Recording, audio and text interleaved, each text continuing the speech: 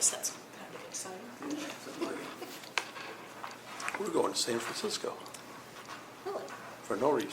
Well, there's lots of reasons to go to San Francisco. Yeah, we gotta water EJ's plants though. Oh, Does the cat need fed too, EJ? Does the cat need fed and the plants need watering out there? Yeah, yeah. We won't be too far behind you. We're going out on the 7th. do you have a home in San Francisco? No, it's about two hours away from San, we're in Lake County. I remember when I came back to Omaha, of course, I never left the state. I came back to Omaha, it was a great school. They said, where you from, California? I said, oh, I know somebody in California, do you know? Yeah, there's like millions of people. You know, where?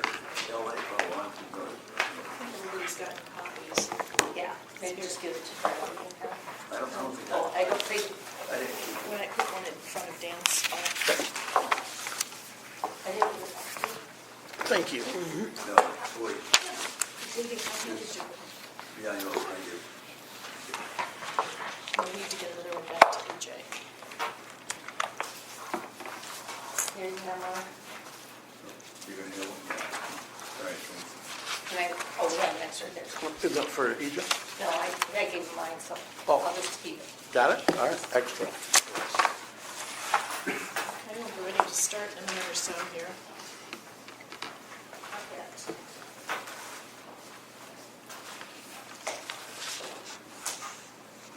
Who's gonna be on the phone? Jackie, Monica's on the phone too. Monica's not gonna be on.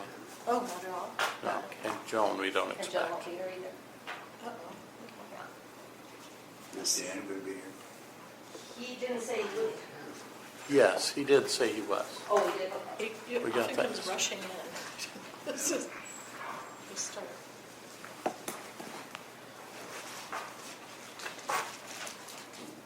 Monica sent me an email that she wasn't going to have to be here in person, but I didn't know that she would be on the phone. I took it that she wasn't gonna be, so we'll see.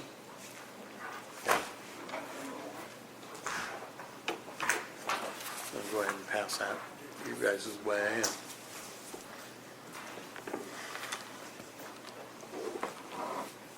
This is bad when you get away notes to yourself as you're reviewing material. Well. Should I do? Well, I underlined some. And I wrote them, so. My next board meeting, I'll let you know when it's over. Did we have, is there some way we could get up here from downstairs? They can call me. Oh, okay. I mean, I've they're got just your signed. Okay. I also told them to sneak in behind the next person that opens the door Right. on the sign. Tell them to pretend to be Jim Johnson, sandwich number. Oh, yeah. Thank you. Very.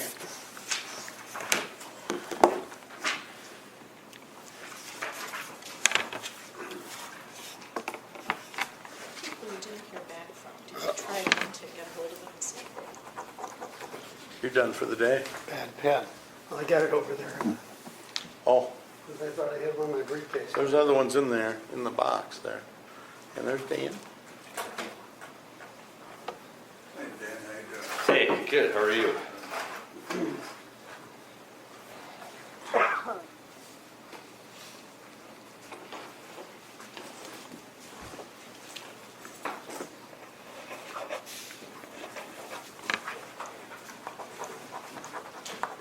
That was about dead, too. I can give you that box and during the meeting you can test all the pens for me. Government pens. Interesting. It's really interesting that I graduated by the state of 74, so, you know, that whole journalism, what are you gonna do now thing. Everybody went to the rivers. It's 101, Judy. Okay. Shall we call the roll? Okay. Dan, you want to hand that back to me? that Sure do. Clipboard?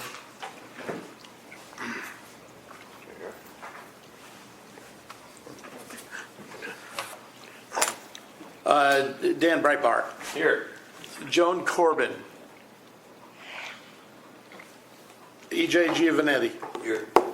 Barry Lindahl, Here. Joel McCray, Here. Monica McHugh, Julie Potter, Here. Jackie Schmilling Here. by phone, and then vacant. No response. They're boys. Julie, we have 6 present and 2 absent. Can I get a motion to approve the agenda? Second? By EJ, seconded by Dan. All in favor, signify by saying aye. Aye. Aye. Aye. Aye. Any opposed? Approval of the October 20 minutes. We have a motion So moved? Second. moved by Dan, seconded by Joel. All in favor of approval of the minutes, signify by saying aye. Aye. Aye. Aye. Any opposed?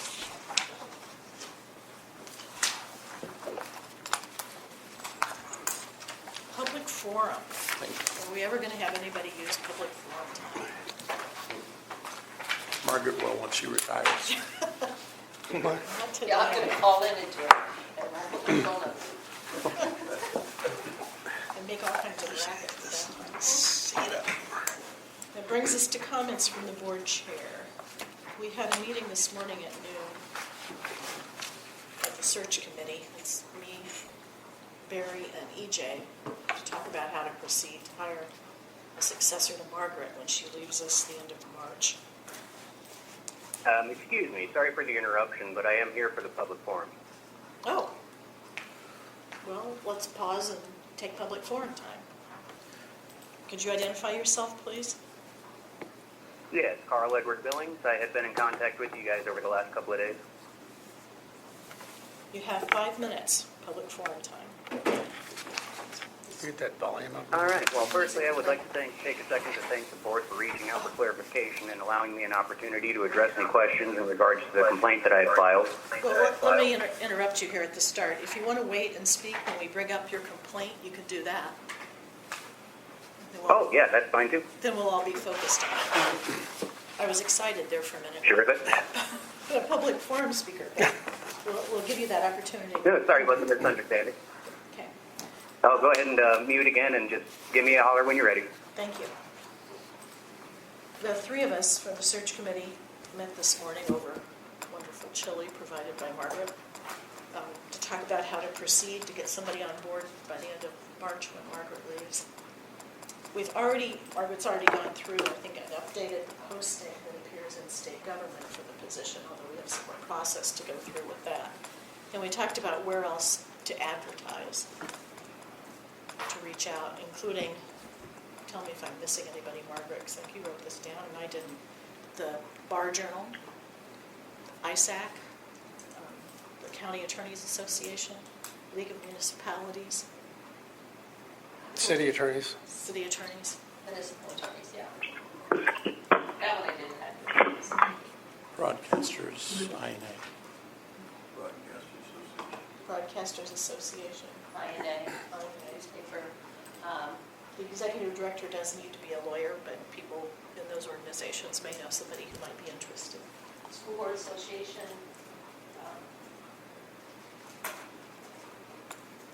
I did bring the list in. If you have other ideas that we've mentioned, then speak up. We'll put the advertisements out and have, I think, resumes open to be submitted until, I think, February 1st. That's what we thought made sense. The committee will go through the resumes, may or may not talk to the applicants, and identify those that should be interviewed by the full board, with the goal of 3 or 4 to be interviewed by the full board. With interviews hopefully in February, Yeah, February 16th is our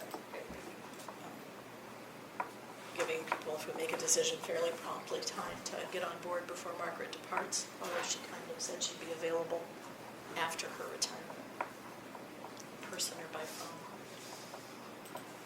So that's the game plan to proceed, first with the advertisements, and then we'll kind of cull through the resumes. Hopefully we'll get some good applicants. Have you considered, I know both Drake University and Iowa, both Drake and Iowa's law school have a employment page. You know, we did talk about that, and I forgot to mention it. I'm hoping that we can hire somebody who's not right out of law school, Sure. but those would be good places to submit as well. If people have a background in open meetings and public records, that would be good. I'm not sure all the skills we're looking for are going to come to us. To prioritize what's most important. We want somebody also with a little bit of management ability, since they'll manage the staff and hire and fire. A whole big staff of 3, but it's still a skill that's important. Good writers. So anyway, the committee will go through the resumes when we get them and single people out to be interviewed. It's my intent to have the interviews be open. The law would allow people to request closed session interviews, but I think we want to make sure they're conducted in open session. And we can cross this when we come to it. The other unknown is whether we want to have people have the opportunity to request a closed session for comparative discussion. When we want to talk about the people who interviewed and who we think is a strong candidate and who is not. I think the candor might be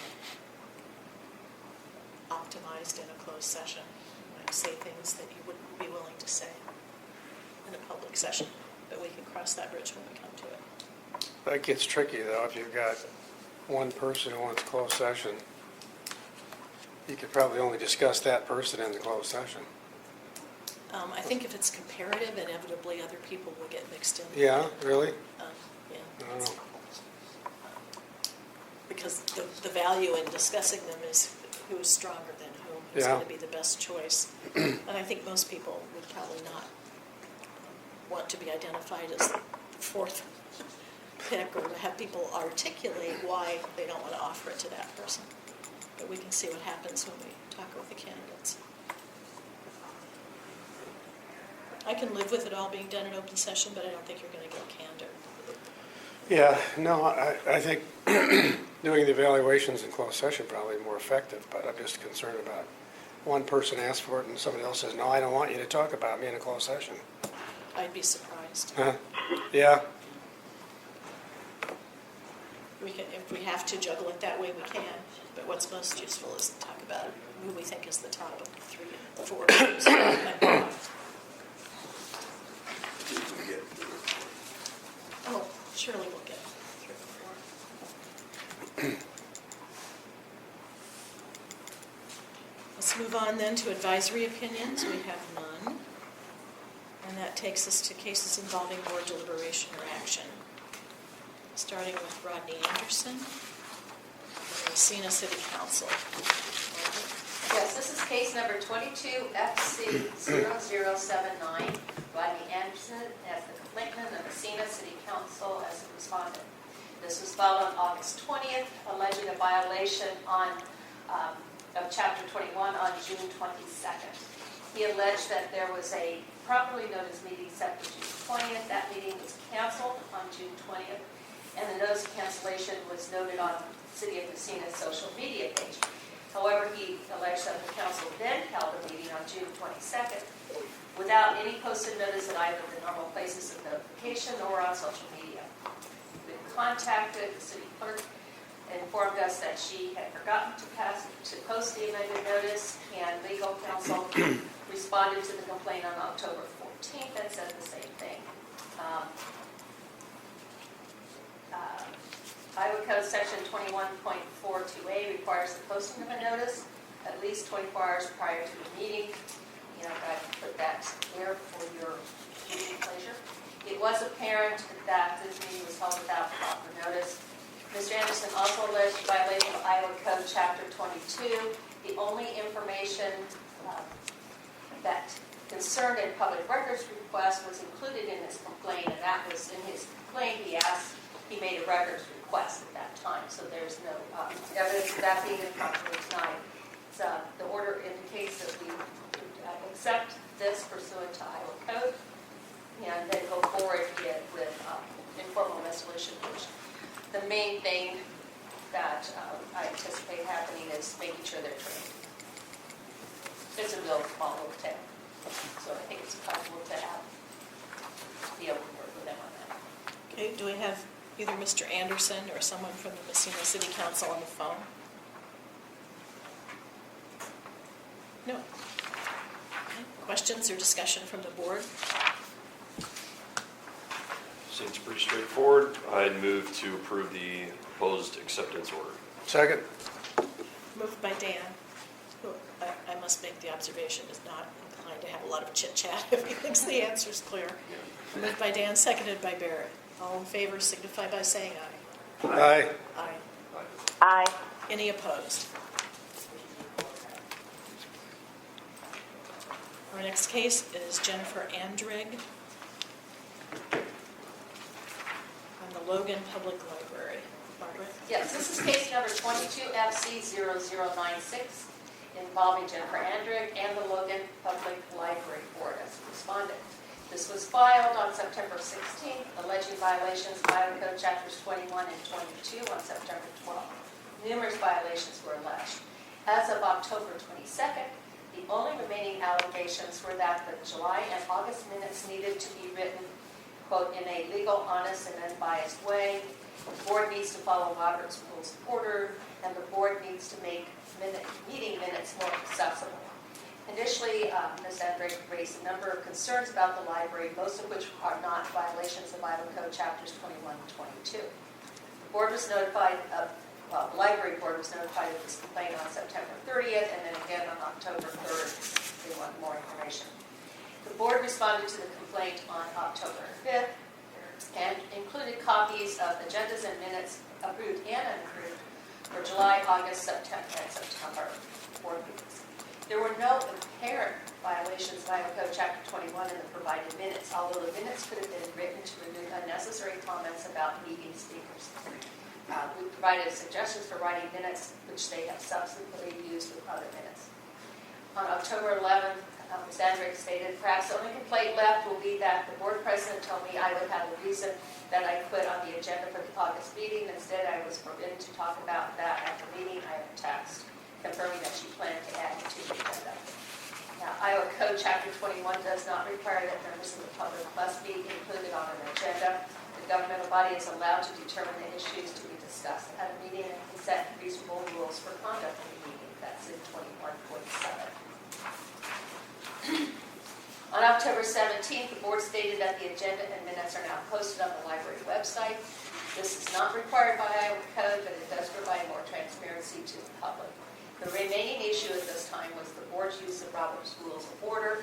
That is not a violation of either Iowa Code Chapters 21 and 22. There are no sustainable allegations of violations of either code section in the complaint. At this time, I've recommended that it be dismissed as legally insufficient. Margaret, there's a typo there. Where? It says legally sufficient. Oh, that's legally insufficient on Yeah. page 2? Right. It says insufficient for me. There's a bridge in lines too. It is so ordered, formal complaint 22FC0096 is dismissed as legally insufficient. The paragraph above that, I'm sorry. Well, one above that is just outlines what Iowa Code requires, and then it says this complaint does not meet the necessary requirements for acceptance. So, in order to accept a complaint, it has to be within IPID's jurisdiction, appear legally sufficient, and could have merit before we can accept the complaint. This complaint does not meet the necessary requirements for acceptance. My apologies. Do we have Ms. Andrick or someone from the Logan Public Library Board on the phone?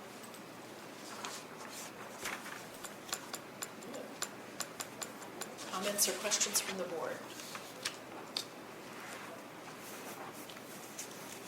Move Second? Okay, moved by EJ, seconded by Dan. All in favor? Aye. Aye. Aye. Any opposed?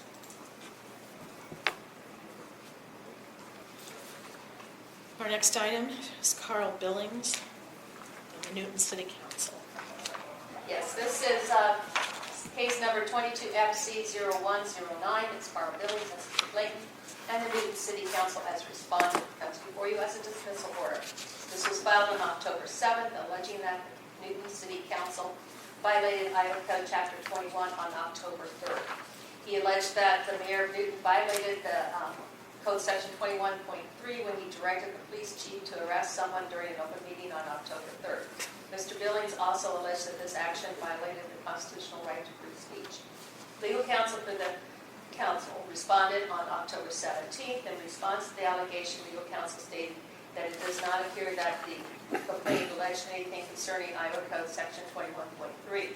He stated that the agenda for that meeting was properly noticed and attached a copy of the meeting notice. Counsel added that any allegations concerning the mayor's duties and constitutional right to free speech would not be within the jurisdiction of the IPID. Counsel included a link to a recording of the meeting, which was at one point during the meeting, an individual made comments to the council that violated the meeting rules concerning citizen participation. When this individual failed to stop making inappropriate comments, law enforcement asked him to stop talking. When he would not, he was arrested for disorderly conduct pursuant to Iowa Code Section 723.4. Iowa Code Section 21.3 states the meetings of governmental bodies have to be preceded by public notice, and they have to keep minutes, and those minutes should show the results of each vote taken and information sufficient to determine what was done at the meeting. There is no information indicating that this section 21.3 was not followed. Iowa Code Section 21.7 allows the governmental body to set reasonable rules for the conduct of meetings. And I put that 21.7 into this order and highlighted emphasized the part that says to assure the meetings are orderly and free interference or interruption by spectators. Upon reviewing the audio recording of October 3, 2022, it appears the individual was given an opportunity to speak to the council about 44 minutes into that meeting. The speaker would not provide his last name or address and began accusing the police officer of criminal activity. When he refused to stop speaking or leave the podium, law enforcement intervened. When he continued to refuse to leave the room, the officer arrested him and escorted him from the room. These rules of public speaking were announced prior to the first speaker addressing the council. There were many other speakers during public comment who spoke without incident. The rules were reasonable and within the requirements of Iowa Code Section 21.772. And I've listed for you the rules included 3 minutes of speaking time concerning city policy or services and not containing any derogatory comment about any individual. This speaker that was arrested had been previously warned about these comments at a previous meeting on September 6th. Iowa Code Chapter 21 does not mandate that a governmental body must allow individuals to speak during a public meeting, although most governmental bodies do this.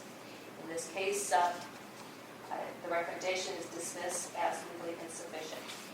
And I do know that Mr. Billings is on the phone.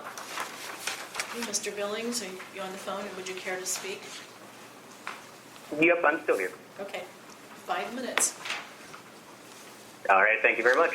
Firstly, I'd like to take a second to thank the board for reaching out for clarification and allowing an opportunity to address any questions in regards to the complaint. Iowa Code Chapter 21.3 states that all actions and discussions, formal or informal, shall be conducted and executed in open session.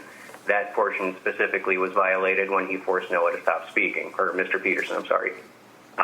The mayor for the city of Newton violated this section during both the October 3rd and September 6th meetings. Focusing on the October incident, the mayor forcefully prevented a citizen from redressing the grievances of certain governmental or city operations or organizations. His claim to have acted to prevent a specific name from being broadcast is in direct contradiction to the latter claim, stating that the name already had been broadcast. At neither meeting was the name ever mentioned. The fact is that no individual was ever mentioned at either meeting, and the mayor acted in a way unbecoming of any public official. It was made mention that Mr. Peterson had sent similar correspondence to city officials. There are many ways to address what one believes to be a problem within their community. Furthermore, an open city council meeting during the public comments portion is one of those ways. Heffron versus International Society for Krishna Consciousness was also mentioned somewhat confusingly, as that particular ruling establishes reasonable time, place, manner, and restrictions on distribution of religious texts and practices. Sessler v. Davenport, again, was mentioned and sets reasonable time, place, and manner restrictions in regards to the initiation of a protest while attending a special event. A special event in that case is defined as an outdoor gathering. Iowa Code, Chapter 83 also goes into further detail on what special events are defined as. It was also made mention that Mr. Peterson refused to disclose his full name, address, which is really irrelevant. It makes no difference, as one can't be required to disclose their personal information. Should one so choose, they could address the council anonymously. Furthermore, other individuals in attendance at that night also did not disclose their full name, address, or instead choosing to offer addresses of locations that they owned. As for derogatory remarks, a redress of grievances is by its very existence critical in nature, and it is the duty of our public officials to accept those grievances and not act in a manner that can only exacerbate the growing divide between our officials and those whom they represent. Evidence of this claim actually exists in the statement made immediately after the arrest took place by Mr. Smith and the complete walkout of the remaining attendees. That's all. Thank you. Do we have somebody here who wishes to speak for the City Council of Newton? Yes, this is Matt Brick. I'm the city attorney for the city of Newton, and all I have to say is that we agree with the draft opinion prepared by IPIP staff and have nothing else to add unless there are questions. Questions or comments from the board?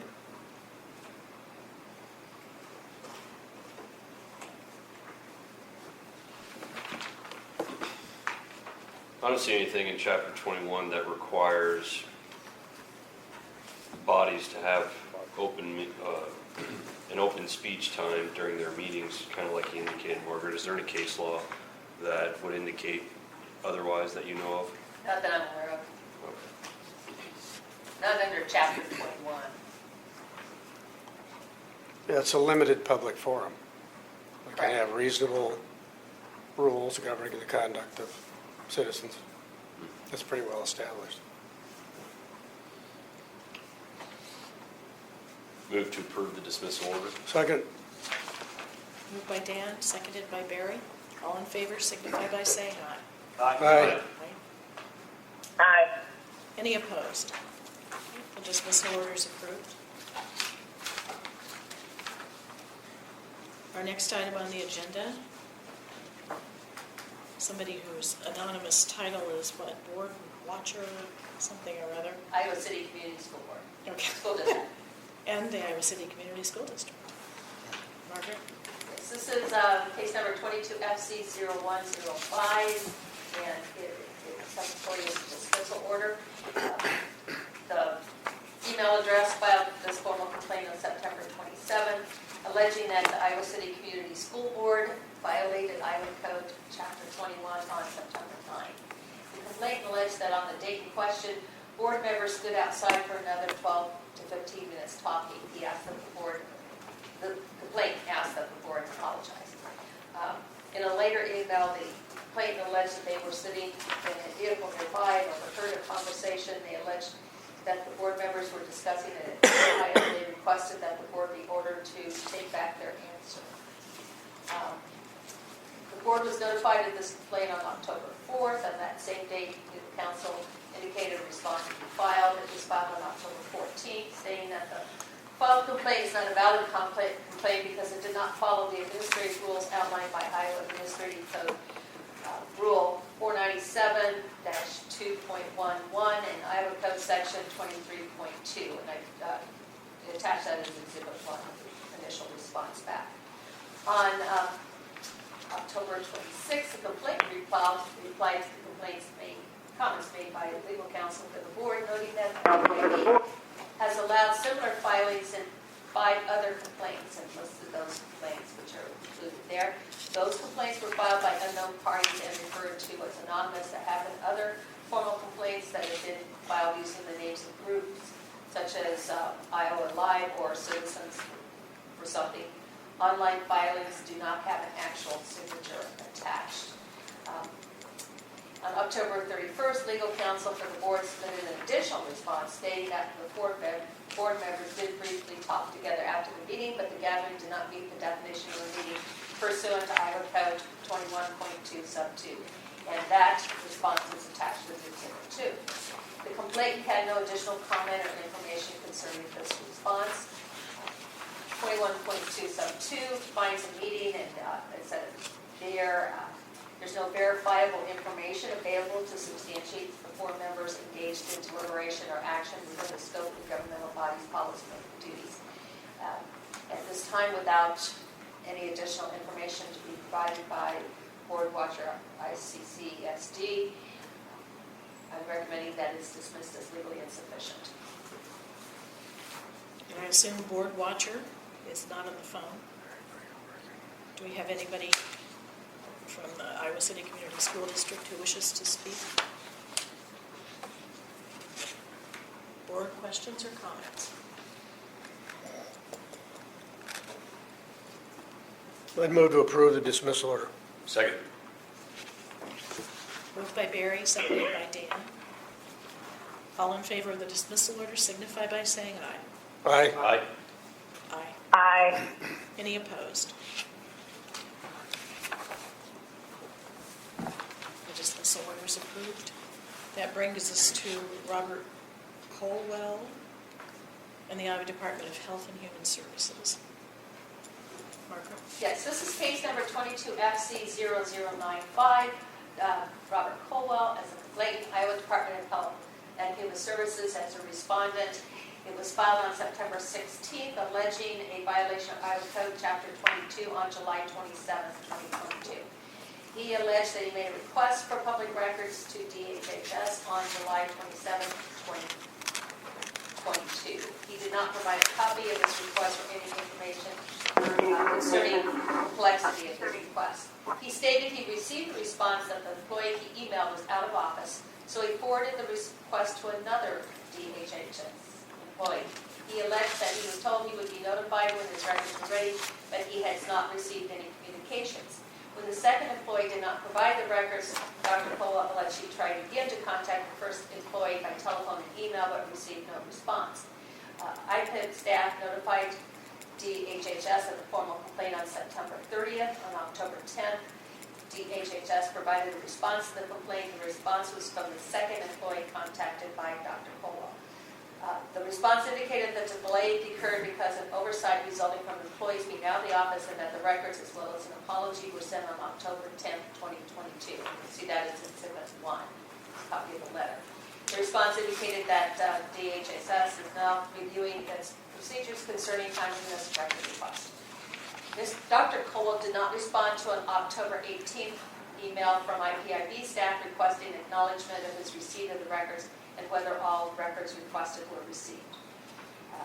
As we ruled in previous complaints, there's not a specific time frame to respond to a public records request, and we have the guidance listed here as on our website that provides an analysis of statutory guidance and case law.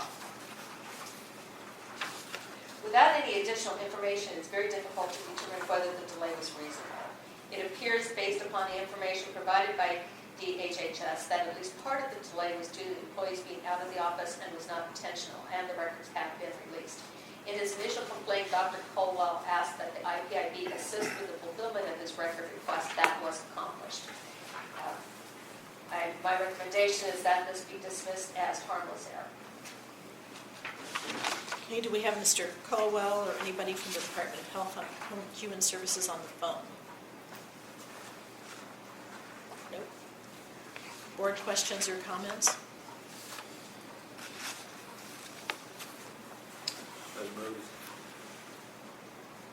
Second. Moved by EJ, seconded by Barry. All in favor of the dismissal order signify by saying aye. Aye. Aye. Any opposed? Dismissal order is approved. That brings us to Tom Drish. and the Jefferson County Board of Supervisors. We have a report, a final report. That's correct. This is case number 22FC0049. This complaint was filed on May 26th. It was accepted on July 21st. It was an informal resolution that was approved on September 15th. And the terms of the formal resolution were to be completed no later than November 14th. They have been completed. And upon proof of full compliance, the IPIB agreed to dismiss the complaint as successfully resolved, and it's recommended that the IPIB dismiss this complaint as successfully resolved through a formal resolution. Any questions for Margaret? Do we have to make a motion to accept the report? I think the motion would be to dismiss the complaint as successfully resolved. That's correct. I draft orders then for the chair to sign. So Okay. the order just says, pursuant to the terms of the formal resolution, this complaint is dismissed as successfully resolved. Move to accept the dismissal. Second. To dismiss the complaint and accept the final report? Yes. Okay. Moved by Dan, seconded by Joel. All in favor signify by saying aye. Aye. Aye. Aye. Aye. Any opposed? Final order is accepted, and the case is dismissed. Our next case, Sam Ellis in Warren County. Margaret? This is case number 22FC0089. Samuel Ellis as the complainant in Warren County as the respondent. This was filed on September 6th, alleging that Warren County violated Iowa Code Chapter 22. Mr. Ellis alleged that on July 15th, August 23rd, and August 29th, he mailed record requests by registered mail to the Warren County Assessor, the Warren County Treasurer, the Warren County Board of Supervisors, and the Norwalk City Clerk. The records request listed 17 items, and it's attached as Exhibit A, or Exhibit 1. Mr. Ellis stated on July 21st he received a response from the Norwalk City Clerk that the city had no records involving the named property as the property was not within Norwalk City limits. On August 15th, he stated he received a response from the Warren County Attorney's Office stating that some of the 17 listed items were not record requests. And then that response is attached as Exhibit 2, where the county indicated that record request 5 was for a description of the process. Record requests 7, 8, 10, 11, and 14 are not requests for specific records, but are challenging the county's authority to tax property. Record request number 9 just says that the Warren County Treasurer's Office does not contract with third-party vendors. The other items had been released. Included in the response were the records fulfilling the rest of his record request. He alleged that on August 23rd, he sent the same record request to the Warren County Treasurer for a second time. He stated that the Warren County Treasurer notified him on August 29th that new tax numbers were just received and could now be provided. On April 24th, in response to the second record request, the Warren County Assistant County Attorney informed Mr. Ellis that the records that they had were sent by mail on August 15th and then provided more scanned copies of the same records. Mr. Ellis alleged that on August 31st, he emailed the county attorney to indicate he did not understand the response he had received. The county attorney's office was advised of this complaint on September 8th, and the assistant county attorney responded to the complaint on September 9th. In that response, she indicated that all records had been previously provided to Mr. Ellis. She added, "We believe we have provided all public documents requested by Mr. Ellis that are in the county's possession to comply with his request for public documents. We further believe that some of the information requested by Mr. Ellis is not a request for public documents, but rather challenges to the county's authority to tax property."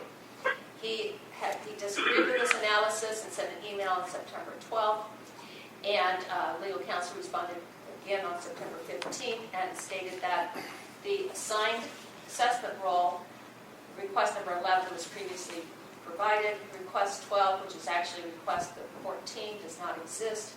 Request number 13 has been previously provided, and request number 15 is not a county record. However, copies of Iowa Code 441.5 and 441.8 were then attached on that September 15th email. Mr. Ellis emailed another response on September 26th disputing the analysis of the assistant county attorney. And that is attached as Exhibit 3. Parties have continued to communicate, but no additional records have been released. The county continues to deny that remaining record requests exist. Mr. Ellis continues to dispute this. After a review of the complaint file, including the 3 exhibits attached to this order, it appears that all responsive records have been released. The county is not obligated to answer Mr. Ellis's questions about the county assessment and taxing authority and process. This complaint does not meet the necessary requirements for acceptance and is dismissed as legally insufficient. There were comments that I think were attached. Yes, you had comments from one dated November 9th from the assistant county attorney, and then another one that indicates that was from Mr. Ellis, and that one says, he said that Warren County representatives are not in possession of the records. I have requested them please state so for the record. And if you look back on the November 9th information from the assistant county attorney, paragraph 2, the last sentence says, I know of no additional records that the county has in its possession that will address Mr. Ellis's request. I think both parties indicated that they would be willing to, and wanted to participate, and Ms. Bowen agreed to the waiver. Okay, Mr. Ellis, are you with us on the phone? Yes, ma'am, I am. Okay, you have 5 minutes if you'd like to address the board. Yeah, absolutely. Thank you. You know, I kind of feel like I'm like in the twilight zone here. When I read Margaret's words, where she stated, you know, it appears that all responsive records have been released. I had to read that line several times. It's just a case in point. Don Bowman claims that he provided a copy of the signed assessment roll to me. You know, what was provided was what appears to be a Zillow printout. You know, it's not a legal document. It does not adhere to the strict standards that's spelled out in Iowa's Administrative Code 441.26. It's very clear. 17 records were requested. In Margaret's letter, at least 4 of those are at least mentioned. I mean, was the county going to respond to the remaining 13? You know, I asked for example, you know, a record for where I self-reported, which is required by Iowa Code 428.1. You know, I haven't seen that. I asked for the record of the last physical on-site review of my property that was mentioned in, spelled out in Iowa Code 441.21. You know, Iowa law demands this. My question is there anybody from the county going to respond to the remaining 13 requests? That's all I have, Board. Thank you for your time. Thank you, Mr. Ellis. Do we have Don Bowman on the phone for the county? Yes, ma'am. Okay. You can address the board if you'd like. You have 5 minutes. I would just like to thank the board for its consideration, as well as Ms. Johnson and Deputy Director Torresol for their work on this. I have no additional comments to make at this time. I'm happy to answer any questions the board may have. Thank you. Any questions for Mr. Ellis or Ms. Bowman?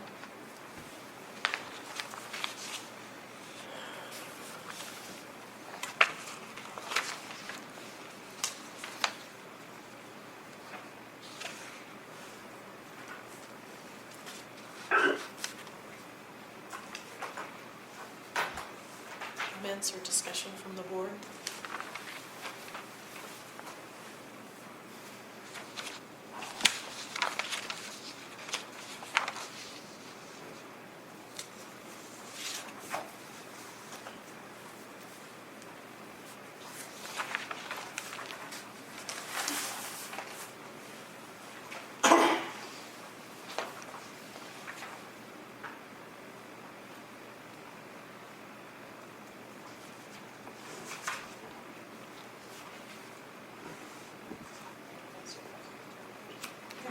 You know what, maybe I'm missing, you know, the 13 cases that has been shared apart.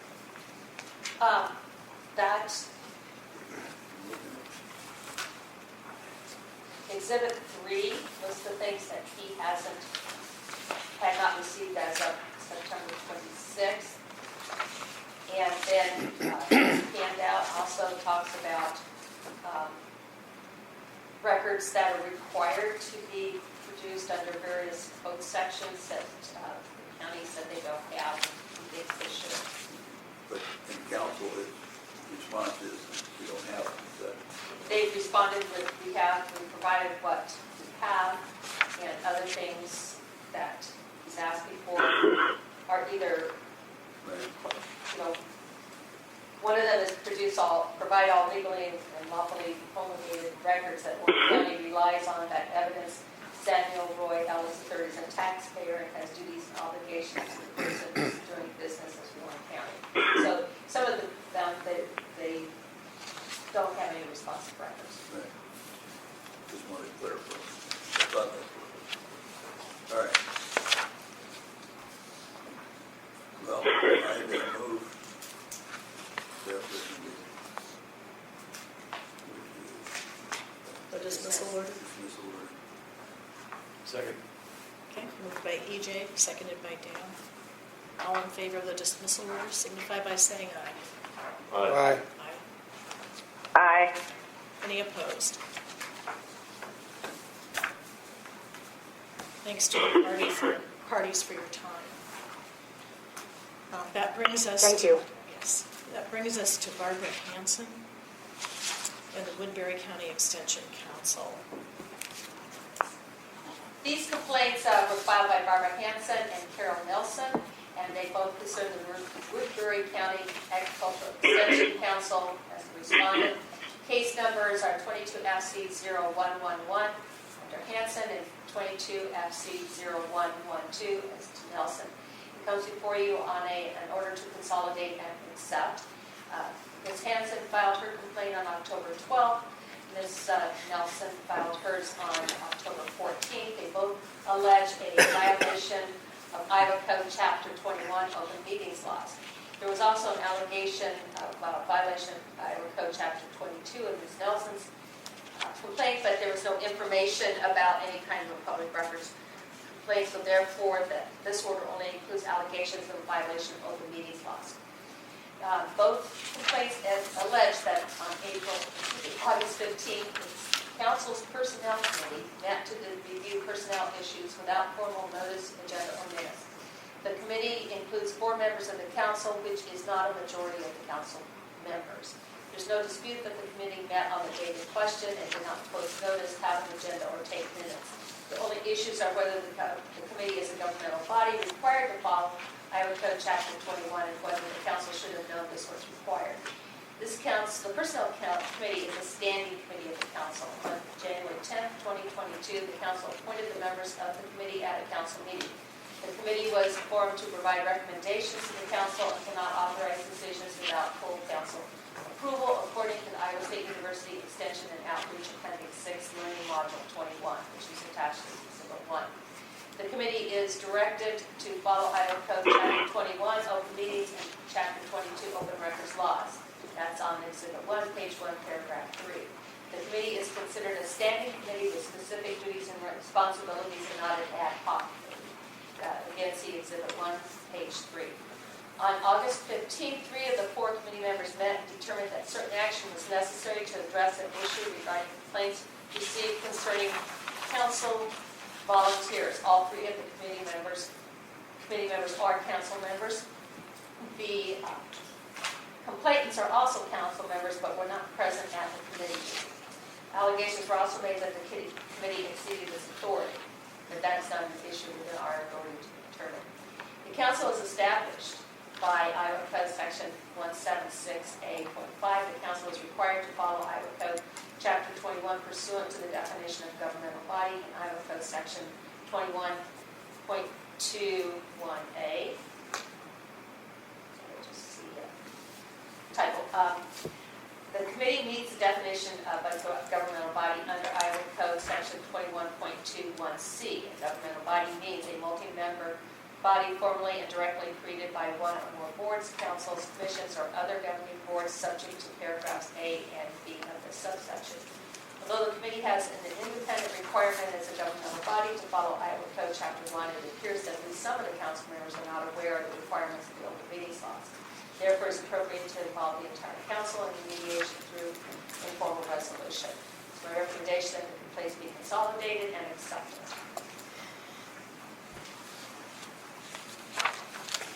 Are the complainants or somebody representing the Woodbury County Agricultural Extension Council on the phone with us? This is Carol Nelson, I'm on. Would you care to address the board? I would. And the complainant asks for a resolution, or what would we like to have done. And first of all, obviously, we need to discontinue this practice as a public board.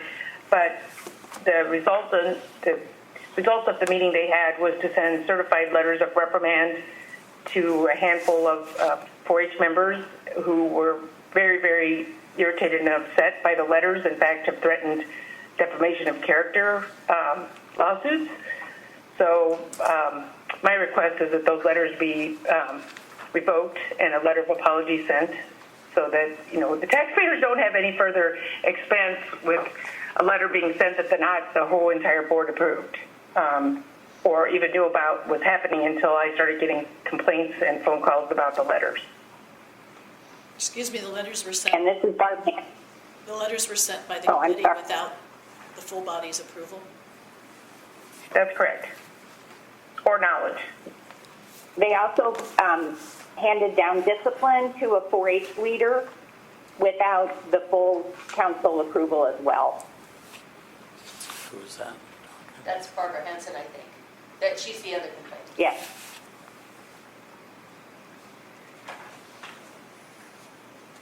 Any further comments for the board?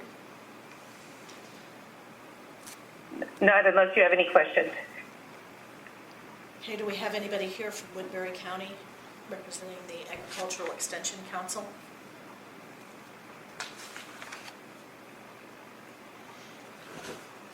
Guess not. I guess I have a concern. As I read the report, I thought the Personnel Committee, it's a standing committee, but it only has the power to provide recommendations to the council. It can't authorize decisions without the full council approval. In which case... That's correct. In which case, I don't think it's a government body. All it has is recommending authority. And that's under the Mason versus the Vision Iowa Board decision from the Iowa Supreme Court in 1985. Some advisory bodies are still subject to the Public Records or the Open Meetings Law, but they're identified under 21-2. This isn't one of those so defined bodies. But if they were actually making, if they only have recommending authority, the Mason decision says then they don't have the ability to meet, because to meet you need a majority of the members where there's deliberation or action on matters within their policy-making duties. If they don't have policy-making duties, then they can't meet the definition of meeting and only have recommending authority. They aren't subject to the Open Meetings Law. The fact that the parent body directs them to follow is fine. I mean, they can direct compliance even if it's not required by Chapter 21, but we wouldn't enforce that. And I guess the twist that I didn't realize as I was reading this is they were making decisions, sending out letters. So it appears they aren't just purely a recommending body. The other thing, what I looked at when I was trying to explain the acceptance was that the definition of governmental body includes the council, the parent body, under 1A, because it's a board, council, commission, or other expressly created by the statutes of the state or executive order. And when you go down to C, another governmental body is a multi-membered body formally and directly created by one or more boards, councils, commissions, or other governing bodies subject to paragraph A or B. So we've got a body that was formally and directly created by the council, which means subsection A, and and specifically advised that they needed to follow chapters 21. But they were formally and directly created by the council. But under Mason, that's not enough. They have to have some policy-making duties. Well, that's annoying.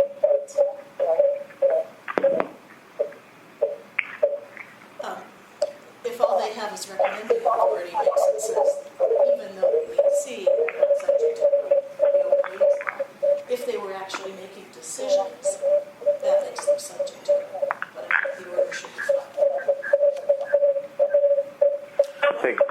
has an open mic. We're getting feedback. Need to put your phones on mute, please. Thank you, whoever did. What does the Mason case say? I mean, The bodies that have only recommending authority and no policy-making authority can't meet. You have to have some authority to make policy decisions. So it isn't enough if you are under C. You can direct them to follow the open meetings law, which is what happened here by the parent body, but we don't enforce that kind of informal direction. What the twist is, apparently they were exercising policy-making authority by sending the letters as described by the complainant. So I think they are covered, but I think the order to accept should reflect that twist. So if I understand what you're saying,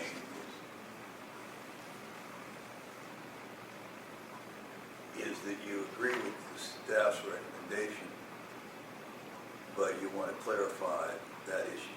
I think the reasoning is incomplete. If they only have power to recommend, which is what the order seems to say, under Mason, they wouldn't be a governmental body, but apparently they were going ahead and issuing letters and taking steps that would be considered policy-making. Well, and the complication on top of that is that this complaint was filed against the entire council, not against the committee. Yeah. I think, I don't have any problem with Julie's suggestion. Do we know, I'm curious, who's on this personnel committee? Are they members of the council? Yes. But not a majority. There's supposed to be 9 members on the council. Yeah, I just, We currently have 8. Yeah, there's supposed to be 9. We're open, we have one open position, right? Right. I'd just like the order yeah, no, I understand. fleshed out to correct that under Mason. Yeah, and I appreciate that distinction. I'm not sure I agree with where Mason takes it. It's just what I'm saying. It's still good law. Yeah, but I think we need, anyway, go ahead. I'm sorry. what exactly is the violation that we're accepting jurisdiction over? Well, I think the order needs to be clarified. If that committee had only recommending authority, then I don't think they're a body subject to the public record or the open meetings law. But obviously they went ahead and were making decisions and issuing letters, so that would make them subject to it. They weren't purely a recommending body, but I think our order needs to reflect that. It'd be interesting to see, and I'm probably going to articulate this right, but how the personnel committee is constituted. In other words, what's in their bylaws that would tell us about what they're. I think that's part of, it's page 3 of Exhibit 1. Extension Council Standing Committees. They have an executive committee and then the personnel committee, program committee, and fiscal and legal committees. Those are their standing committees. I didn't see where it's defined with I assume the full body appoints the Yes. committees. it. Yeah. That'd be good. Julie, does this case you're referencing, is it with respect to the entirety of Chapter 21, or is it just that subsection C? Well, it concerns the applicability of Chapter 21 to bodies that only recommend. If they only have recommending authority, Mason says they're not really governmental bodies. Because I'm looking at Chapter 21 to 1H. And certain advisory bodies are drafted into the criteria now, but this doesn't meet those criteria. I mean, to me, it seems like this is a advisory committee created by statute I to don't think it's develop and created. make recommendations. I don't think it's created by statute. Isn't that what page 2 states, that according to the council is established by Iowa Code Section 176A.5? The extension council is, but not, And so the committee is not included in that code section? It's just. no. Okay. They're formed by the Extension Council. Okay. Right. And even the description on page 3 of the personnel committee is, they say they don't have any independent authority, but they also, it says in there they have to provide oversight with the regional county director to solve personnel issues. So they have some.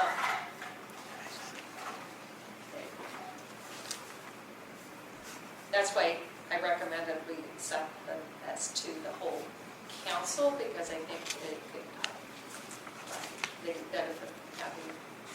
That's fine. So I just want us to clarify why that committee forming of the council is covered by 20.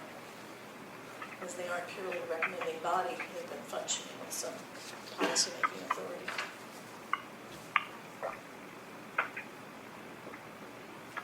Does all that boil down into something that could be in motion? I guess I'd like us to revise the order to take account of the fact that they aren't just a recommending body, but they've been taking action. No, I don't have any problem with that. I prefer not to wait 30 days, I suppose, if it. So I'd move it without amendment, if you want to characterize the language. So we take out this and then put something else in instead. I think you need to add something Yeah. indicating what the parties are telling us, that they were sending letters out. They weren't functioning in a purely recommending. We don't have anybody from the council here today, so I think if we need to amend the order, it probably needs to be tabled and redone. Because, I mean, for due process purposes. Yeah, I suppose. They didn't have, Well, the council. Barb and I are both on the council. Exactly, but there were other people that I sent it out to besides the two of them. Okay. Well, I guess under the circumstances, I move to table. A second. Okay. No, I was just going to ask for, get a citation on the Mason case. I need to reread it. I'm sure I've read it. But. It's also on our website. Okay. This is Barb Hanson. I also reiterate that this group gave a disciplinary action to a 4-H leader without council approval as well. Thank you. It's 700 Northwest 2nd, 350. 315? 350, 350. 700, 350? yeah. Thank you. Where are we on the motion? Did we had a motion to table? In a second, that's it. Seconded by Dan. All in favor of tabling this to revise the acceptance order, signify by saying aye. Aye. Aye. Aye. Thank you for your patience, because I really wanted to clarify that under Mason. That brings us to Eric Hoffman in the city of Iowa Falls. This is case number 22FC0102. It comes before you as a dismissal order. It was filed on September 26th, alleging that the city of Iowa Falls violated Iowa Code Chapter 22. Mr. Hoffman alleged that on August 10th, he sent a record for public records related to a recent development agreement executed by the city of Iowa Falls. That's attached to Exhibit 1. He alleged that he received a response on August 12th from the city clerk informing him that his record request was forwarded to the attorney for the development company. He added that on August 16th, he received copies of minutes and an agreement. Since that date, he had received no other records. The complaint was forwarded to the city on October 3rd of 2022. Legal counsel for the city stated that all records had been forwarded, and that's attached as Exhibit 2. Mr. Hoffman replied on October 5th, alleging that the city fulfilled his record request after he filed his complaint. On October 12th, staff asked both parties to advise when the records were released. Mr. Hoffman responded that some records were provided on August 16th, but the rest were not received until September 26th, the day he filed his complaint. On October 12th, legal counsel for the city stated she first heard of the record request on August 19th. She stated she sent the request to legal counsel for the development project, as that's the person who had the record in question.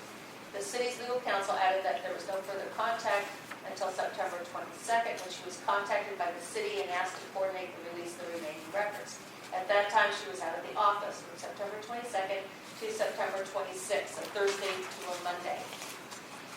On September 26th, she was in contact with Mr. Hoffman and provided the remaining records. She added she was not informed of the PIB complaint until October 5th. She added she was uncertain what records Mr. Hoffman was missing from those released on August 16th, as she had contact with him on September 26th. Mr. Hoffman agreed that legal counsel was helpful and that had she been involved initially, this would have been likely been handled timely.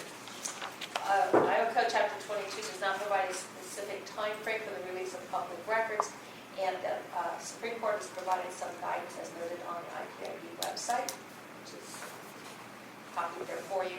Using the analysis provided by the Iowa Supreme Court and the Iowa Attorney General, the delay in fulfilling this record request was not unreasonable or in bad faith. In the future, when the city receives a record request, it would be beneficial if the intake is documented and the record requester is provided the name and contact information for the person reviewing and responding to the request. If Mr. Hoffman had been advised that legal counsel was assisting with the record request, it is very likely that the questions concerning his request would have been properly resolved and the records released sooner. I'm recommending that dismissal as legally sufficient. Okay, do we have Mr. Hoffman on the phone? Someone from the city of Iowa Falls? Nope. Board member questions or comments? I move to approve the dismissal order. Second. Moved by Barry, seconded by Dan. All in favor of approval of the dismissal order signify by saying aye. Aye. Aye. Any opposed? Okay, the dismissal order is approved. Brings us to Kevin Johnson and the city of Hamburg. We have a report. Yes, this is case number 22FC0060. It comes before you as an informal resolution report. The complaint was filed on June 6th and was accepted by the IPIB on July 21st, and that there is now an informal resolution as described in the attached report by Brett Torsel, and they have 90 days after acceptance to provide proof of compliance and then dismiss then we will dismiss the complaint as successfully resolved. It's recommended that IPIB approve the proposed informal resolution, direct the IPIB chair to sign the informal resolution and set this matter for compliance review in accordance with terms of the informal resolution. I will advise the board that we've received quite a little bit of additional correspondence from both the complainant and legal counsel for outside the bureau. Oh, they're a noisy bunch. Yeah. We used to be the noisy ones. We have been receiving communications from both the attorney for the city and from Mr. Johnson concerning whether or not the terms of the informal resolution are being properly completed. However, we told them that that's a decision that we'll take up after it's been Compliance approved. review. Yeah, and it's a compliance review. They're not interested in altering the terms, we can go ahead and approve it. Right, they're not interested, they're just saying that, they're saying they have or haven't done them already. Yeah, they were trying to get it done before we even got to this part. Well, they can pull their jets. That's what I'm trying to tell them. Yeah. Mr. Torsel's been very good about trying to communicate with parties. I have a way of getting these cases. Any questions for Margaret or Brett?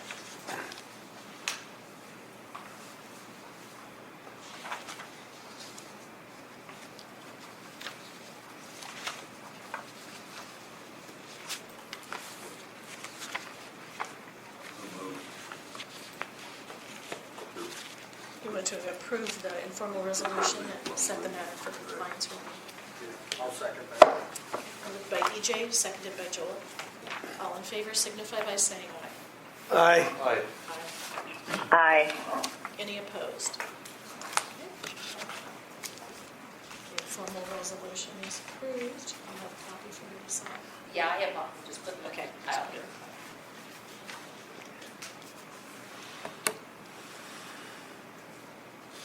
That brings us to Kevin Johnson. That was, we just did Oh, we good did. job. Duh, let's do it over.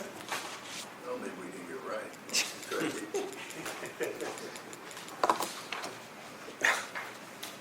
brings us instead to Michael Merritt and Jasper County.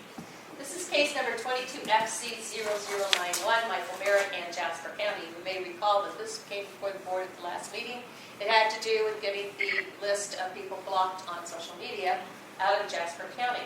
And so it's a revised dismissal order. The new language is in bold. And on the first page there, during the review of the original dismissal order in an IPID meeting on October 20th, IPID members shared that a list can be retrieved by the owner of a social media account. This information was shared with the county attorney after the meeting. The county was able to determine who had access to this information on its social media account. A screenshot of the list was released to Mr. Merritt on November 8th, 2022. I'm recommending that it be dismissed as harmless error. It has been completed.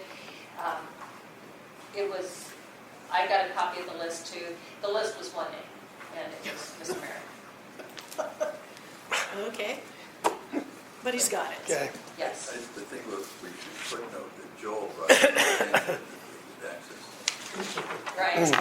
So I had to have I sent an email where I was on the computer on my Facebook page to try to figure out exactly how to do this step by step, and I was able to see who's blocked online. Well, with kudos to Joel for helping us with And I that. think Dan did it too. You're both Yeah, we on their were all phones. looking at it. Yeah. I think it should be And I think shown. Susan was here, and she mentioned how to do it. Yeah. Okay, do we have a motion? We'll let one of you two make the motion on that. I will move to accept the revised dismissal order. Second? Moved by Joel, seconded by Dan. All in favor of approval of the revised dismissal order signify by saying aye. Aye. All right. Aye. Thank you.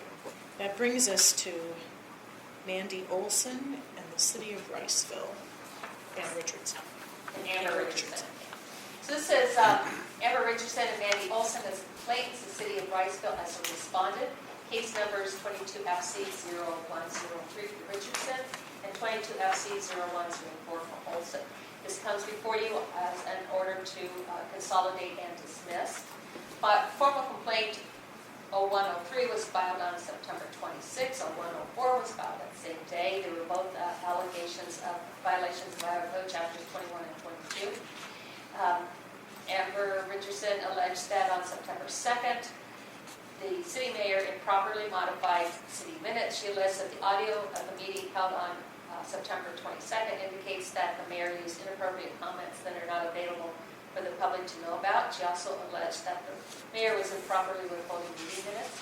In support of her allegation, she provided copies of notes that she stated were notes from the mayor. The last page of her screenshots appeared to be the actual meeting minutes, which do not appear to violate Iowa Code Section 21.3. No allegations of any Iowa Code Chapter 22 violations were included in her complaint. She did request records after she filed this complaint, and that is not going to be addressed in this order. She knows that she has difficulties getting that, and she can file the complaint. Ms. Olson alleged that on September 12th, the mayor violated Iowa Code Chapter 21 by failing to approve, post, and publish minutes.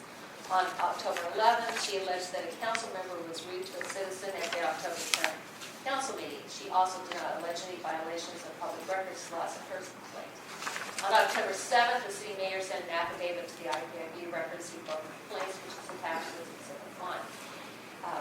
Iowa Code requires that a governmental body keep minutes of all of its meetings showing the date, time and place, members present, and action taken at each meeting. The minutes will show the results of each vote taken and information sufficient to indicate the vote of each member present. The vote of each member present shall be made public at an open session, and the minutes shall be public records open to public inspection. When minutes are approved, if and when where they are posted, and where they are published are not issues that are addressed by Iowa Code Chapter 21. The minutes provided for review were sufficient under Iowa law. Whether city officials and staff are rude to citizens is also not addressed in Iowa Code Chapter 21. And then again, neither complaint provided any information to support an allegation of a violation of Iowa Code Chapter 22. It's recommended that they be consolidated and dismissed dismiss as legally insufficient.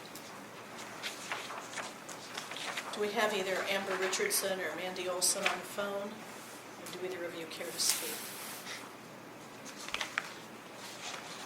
Anyone from the city of Riceville? Okay. Board member questions or comments? I move to approve the order to consolidate and dismiss. Second. Moved by Barry, seconded by Dan. All in favor signify by saying aye. Aye. Aye. Aye. Any opposed? Okay. The order to consolidate and dismiss is approved. That brings us to Mary Radke in the city of Paulina. This is case number 22FC0069. This, you may recall this was before the board previously as a recommended dismissal and was sent over to find out exactly when the records were released. Have not been able to get anybody to respond to that. Ms. Radke says they have not been released, and the city and legal counsel for the city were notified of this complaint on July 25th. On August 12th, legal counsel was asked when she planned to respond on behalf of the city. She indicated that a response would be provided by August 18th. That was not filed. Additional requests for response to the complaint were made on August 26th, September 16th, October 10th, and October 18th. The only thing that was received was on November 2nd, counsel stated she was working upon the sick children and would respond by November 4th, but that did not occur.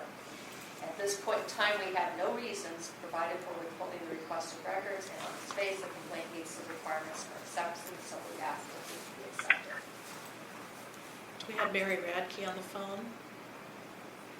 Yes, I'm here. Would you care to address the board?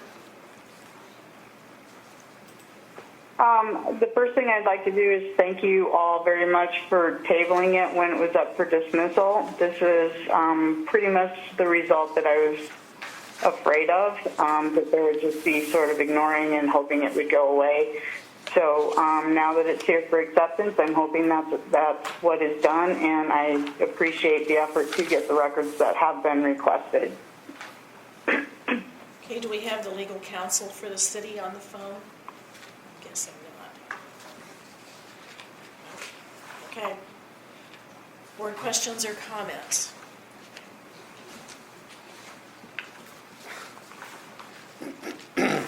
Doesn't seem to leave us much choice here. I move to approve the acceptance order. Second.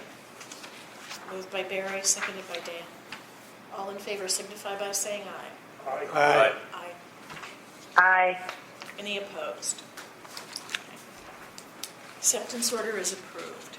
I would just point that it's kind of like, just to let you know, on the back of these orders, I always list the date who the proposed order went to. So these orders all went out on the 8th day of November. So try to do it approximately 9 days before the meeting. It's peculiar not to have heard anything, but we'll just proceed with an acceptance. That brings us to Raquel Sanders and the Muscatine County Attorney's Office. Raquel Sanders is the complaint. Muscatine County has responded. This is case number 22FC0108. Comes before you as a dismissal order. This was filed on October 6th, alleging that Muscatine County violated Iowa Code Chapter 22 on September 30th. She alleged that she asked for an incident report from the sheriff's office by telephone sometime between September 22nd and September 28th of 2022. She alleged that she was told by the county sheriff's office that her request was sent to the county attorney for review on September 30th. The county attorney responded to the complaint on October 14th. He stated that he was advised of Ms. Sanders' request on September 30th. He added that he directed the release of the incident report on that day with medical information redacted. On October 17th, she acknowledged she received the records on September 30th with the medical information redacted. She added that she is a private investigator employed to investigate an individual involved in a child in need of assistance juvenile court case, and she asked for a copy without the redactions for that court case.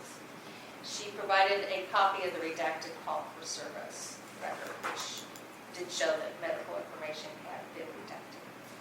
Iowa Code Section 22.72 states that the following records shall be kept confidential, and that's hospital records, medical records, professional counsel records of the custodian, diagnosis, care, or treatment of a patient or a former patient, or a counseling or public counseling, including outpatient.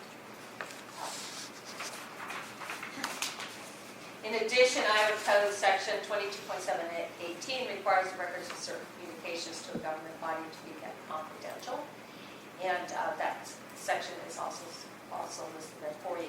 Iowa Code Section 217.30, Friends 1 for Friends D also requires the confidentiality of medical or psychiatric data, including diagnosis and past history of disease or disability concerning an individual receiving services or assistance from the Iowa Department of Social Services. Iowa Department of Social Services provides assistance to individuals in child abuse assistance court actions. Counties prosecute such actions in juvenile court, and as a result have access to confidential records generated by DSS. An individual who violates this section commits a serious misdemeanor and can be liable for damages in an action brought under Iowa Code Section 217.31. If appropriate, the juvenile court could provide a limited release of the redacted records to certain agencies and individuals as provided by Iowa Code Section 2017.30 sub 5. This would not be a public records request, and therefore is beyond the authority of the IPIB to resolve. And that would be something that would be brought up in court if she has specific ability to get access to those records. My recommendation is be dismissed as legally insufficient and beyond the jurisdiction of the IPIB. There's a comment that's included in the board packet, and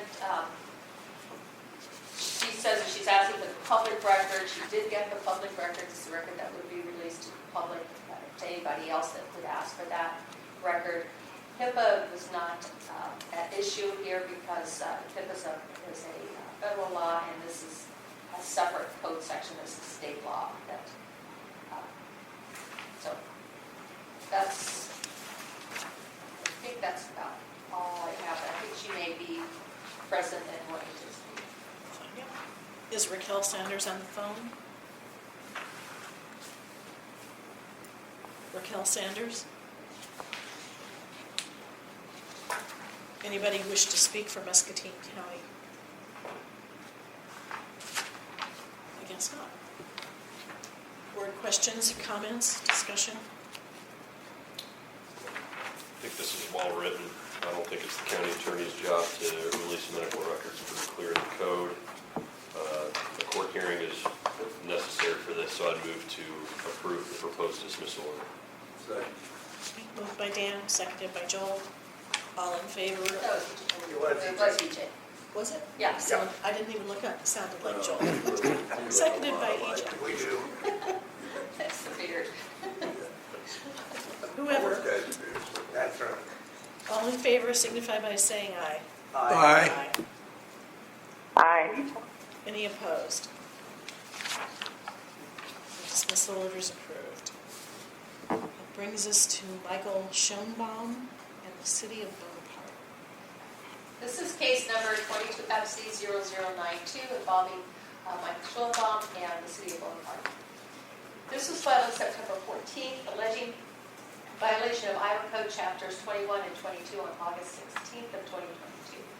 He alleged that he made a written request to the city clerk on August 16th, 2022, requesting records concerning discussion of dilapidated properties. He alleged he followed with a series of phone calls and emails. He added that he sent another email a couple of weeks later. Following his second request, he alleged that the city clerk began ignoring him and the previous owner of his house started to harass him. He asked that the IPIB required that the city provide him with 3 years of meeting minutes. That was not in his original request to the city. That was just made in the complaint. The city was notified of his complaint on September 14th and responded on September 22nd. In response to the complaint, the city stated that the August 16th record request was for each council meeting notes that mentioned building condition complaints by other cities for 407 Maple Street. This request was sent to legal counsel for the city as no such records existed.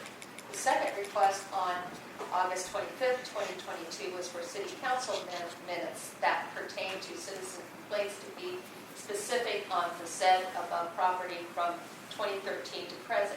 Again, since there were no such records, the request was also sent to the city's legal counsel.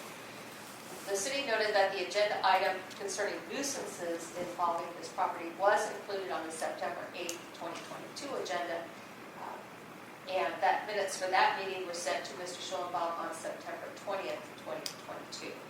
Those, of course, were not in existence on August 25th. Copies of the records requested in the September 14th, 2022 IPIB complaint, the last 3 years of meeting minutes were available. Copies could be provided upon a payment of a fee of $42.50 or for no cost if reviewed in City Hall. Other allegations that are beyond the scope of open meetings and public records laws were raised and responded to, such as why meeting notes were not retained, whether the city clerk screens called, and why the city clerk follows the record retention manual for Iowa cities. Those issues are beyond the authority of the IPIB to address. City's response was sent by staff to Mr. Schoenbaum on October 6th. On October 12th, he responded that the only records he received were the September 20th minutes. He found it hard to believe that the city had no notice response to his request, and the topic of the property issue had not been discussed by the city prior to September 8th. He also asked for a copy of the fee ordinance for public records, as we said, on October 12th. The city responded that the fee policy was enacted by the city in January 2022 and is available for review at City Hall. Mr. Schoenbaum also asked why the city was only offering copies of minutes for meetings in the last 4 years. The city responded that he only requested 3 years in his IPIB complaint, and that more years are available. Mr. Schoenbaum said he would determine whether he wants more years and then notify the city. It appears that the city has provided a copy of the minutes of the only meeting when Mr. Schoenbaum's property was discussed within 12 days of the date of that meeting. The record did not exist at the time of the August 16th and the August 25th record request. The request for 3 years of meeting minutes was not made until September 14th as part of his complaint, and those are available upon payment of the fees assessed or at no cost to City Hall. And there were no allegations made by Mr. Schoenbaum concerning the violation of Iowa Code Chapter 21, Open Meetings Law. This complaint does not meet the requirements for acceptance and is dismissed as legally insufficient. Is Mr. Schoenbaum on the phone with us? The city clerk, Holly Richardson, are you on the phone? Board member questions, comments, discussion? There were comments by both parties that were attached there, right?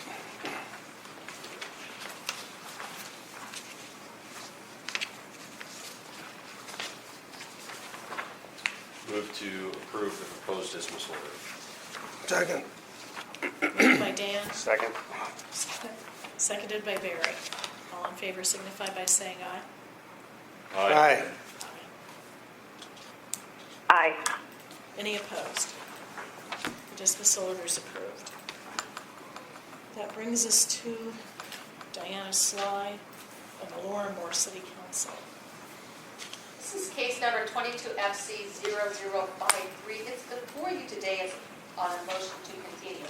We have an informal resolution. Terms were supposed to be completed yesterday. One member was not involved and was not present at the training that they did last month because he was hospitalized. He still remains hospitalized.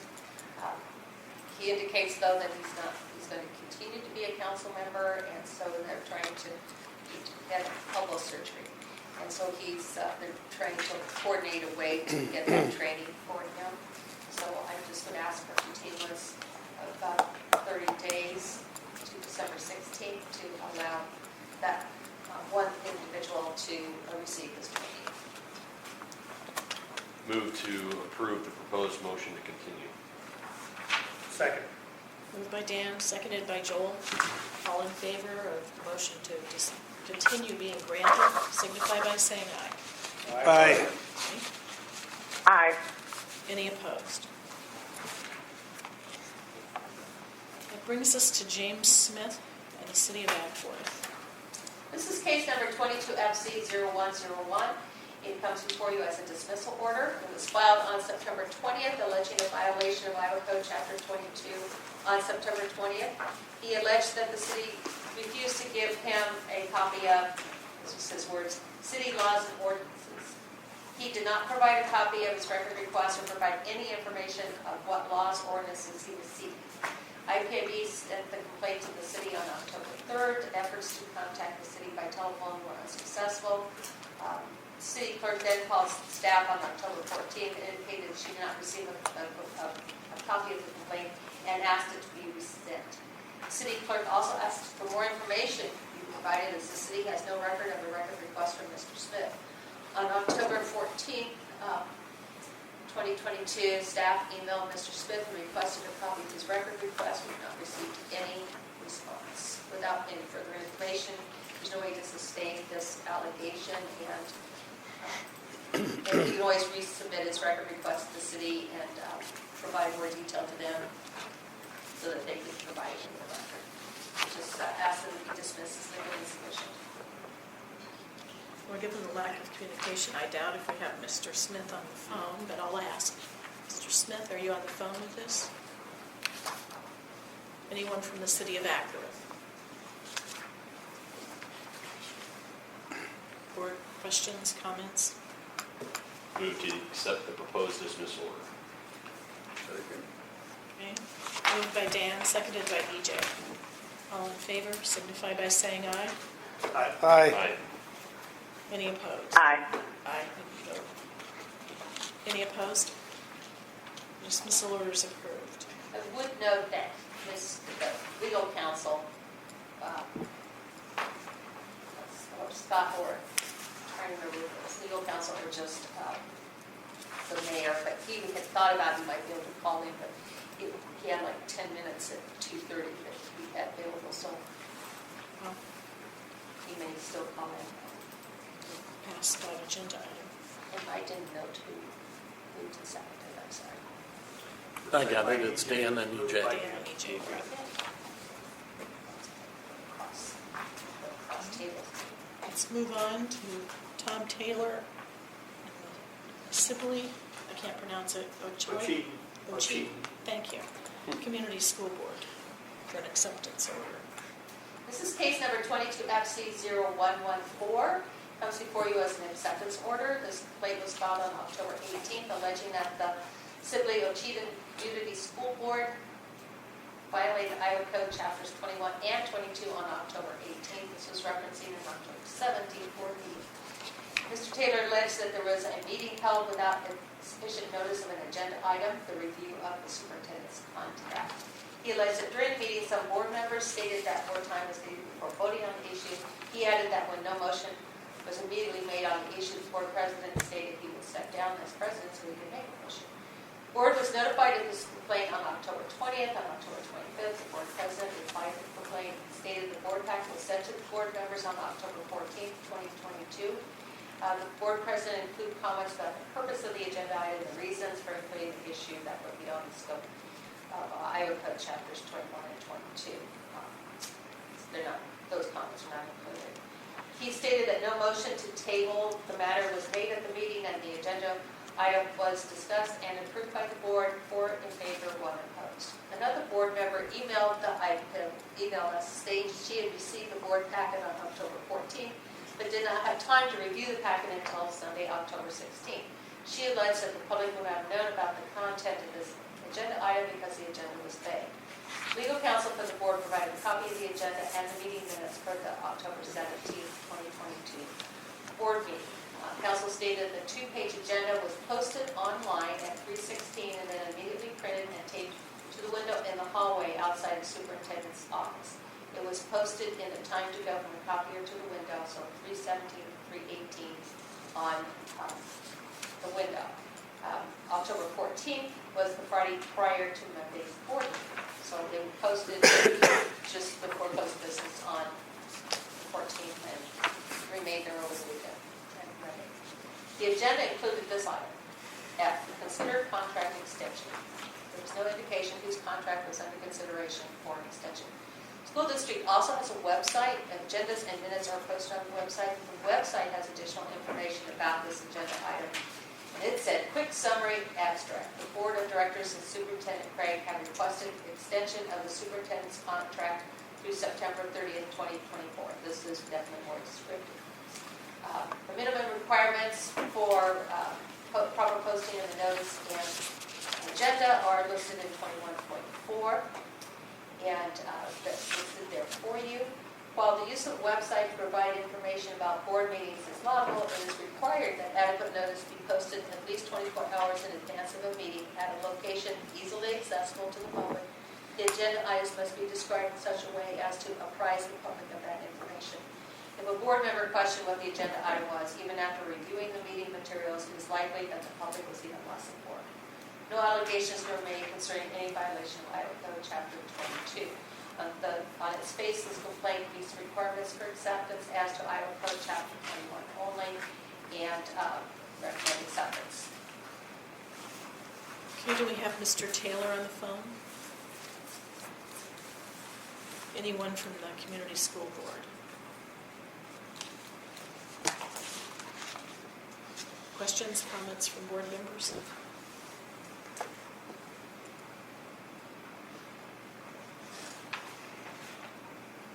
Required to be published at the principal office of the body holding the meeting, which it was, but it was vague.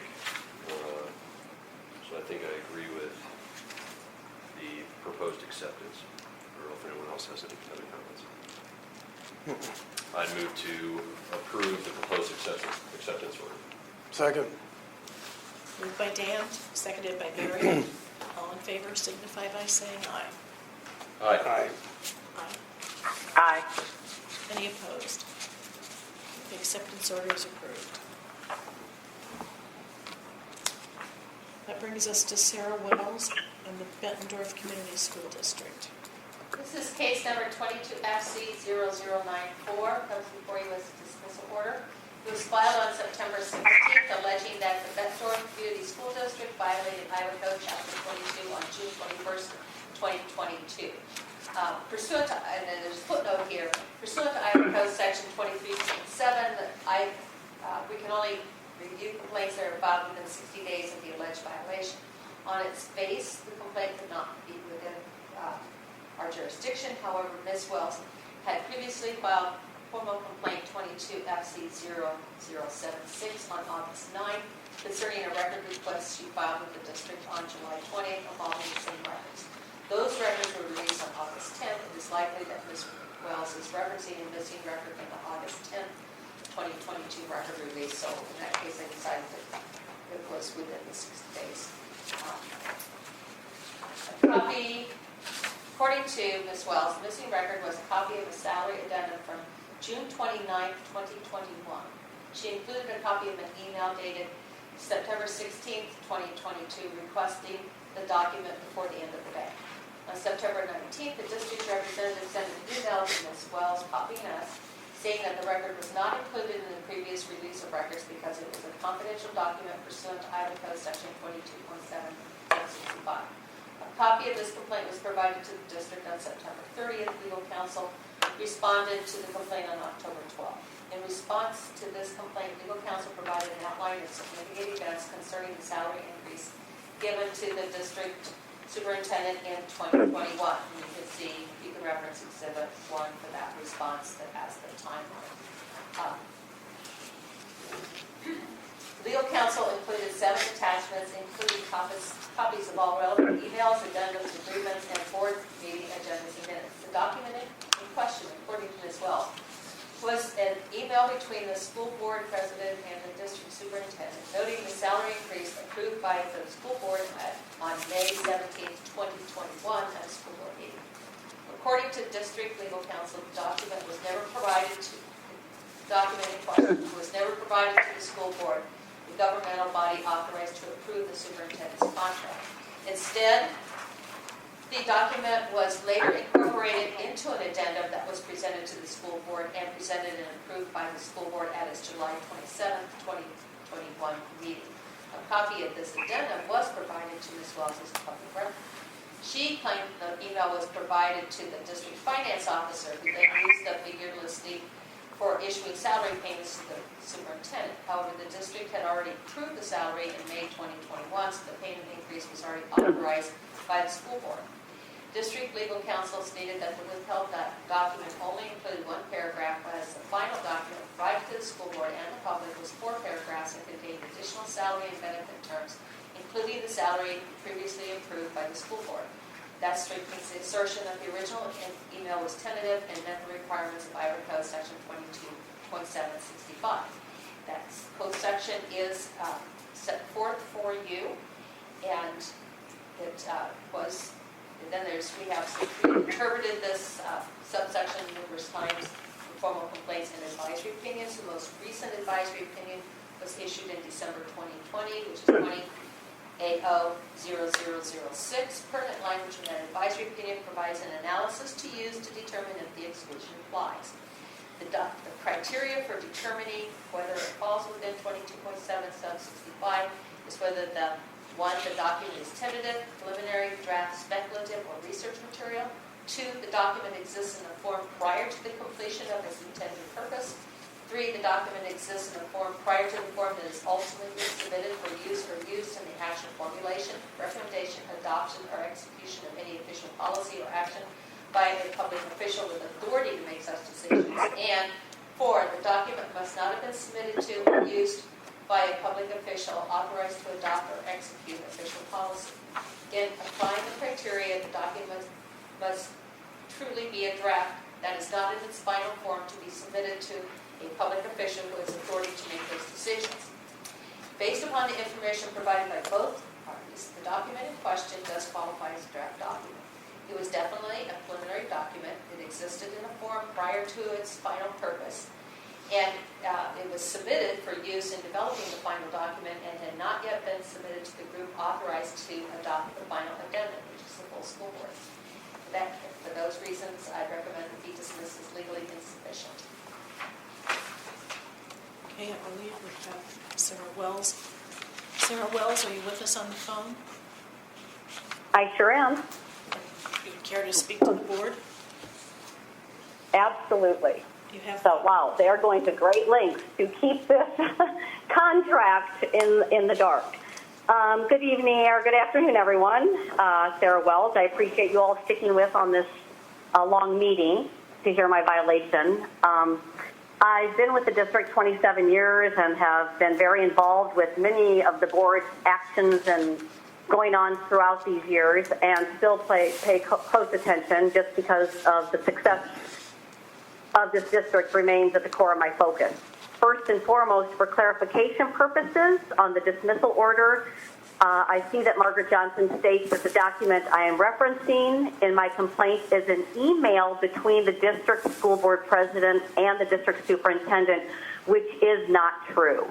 The violation was not an email. The violation I am speaking to in regards to pertains to a contractual addendum agreement, which was signed and dated on June 29, 2021. Allow me to explain. According to number 4 of AO 20015-01, the document must not have been submitted to or used by a public official authorized to adopt or execute official policy. However, messages that I have prove from an individual within the district administration that, and I quote, payroll is the only department that knows about the June amendment, and this continues by saying it was nothing that was ever public in any way. In addition to this statement, I find it extremely concerning that the same day that I filed my FOIA, which was June 21st, 2022, that evening at 5:25, the superintendent sent a statement in an email to the director of HR, and I quote, "Good evening. Please delete the previous copy of the contract you received from Breed. It was not the correct one. Please find the correct contract and addendum attached." This email was almost 1 year to the day from when this contract addendum was signed, dated, and placed in the HR and payroll files, to satisfy the payroll department requirement of having a signed contract to release funds for payment. The third artifact I would like to share is number 3 of the response from Ms. Meyer, stating the June 29, 2021 contract that Ms. Wells referenced contained only one paragraph, which was specific to an increase in salary. That one bullet point itself confirms that she is saying it was a contract. If this is all that was shared in that contract that she's trying to reference as a draft, then what is the reason for not sharing that? She's stating there's nothing else in that. I can tell you why, because it is not a draft. It is a signed and dated contract that if they would share this with you, you would see this. I know of at least 3 board members who are completely unaware of any form of any documentation from that date. These multiple examples further confirm that the document I am requesting to receive is, in fact, a contractual agreement. Although a lot of what I have said and shared casts a shadow of potential ethical concerns, I realize the sole purpose of IPIB is to keep government entities honest, fair, and transparent. When I filed my FOIA with the district, I asked for every and all contracts and addendums for Superintendent Morris. Not only was the addendum in question omitted, it was requested by the superintendent herself to be deleted and potentially destroyed by her director of HR prior to providing all requested documents to me. I'm asking the IPIB to step in on my behalf and require this legally binding contract, both signed and dated, to be handed over by the Bettendorf District to me as soon as possible. As a short side note, but no less important, the contract addendum was also submitted to the state auditor for the district audit.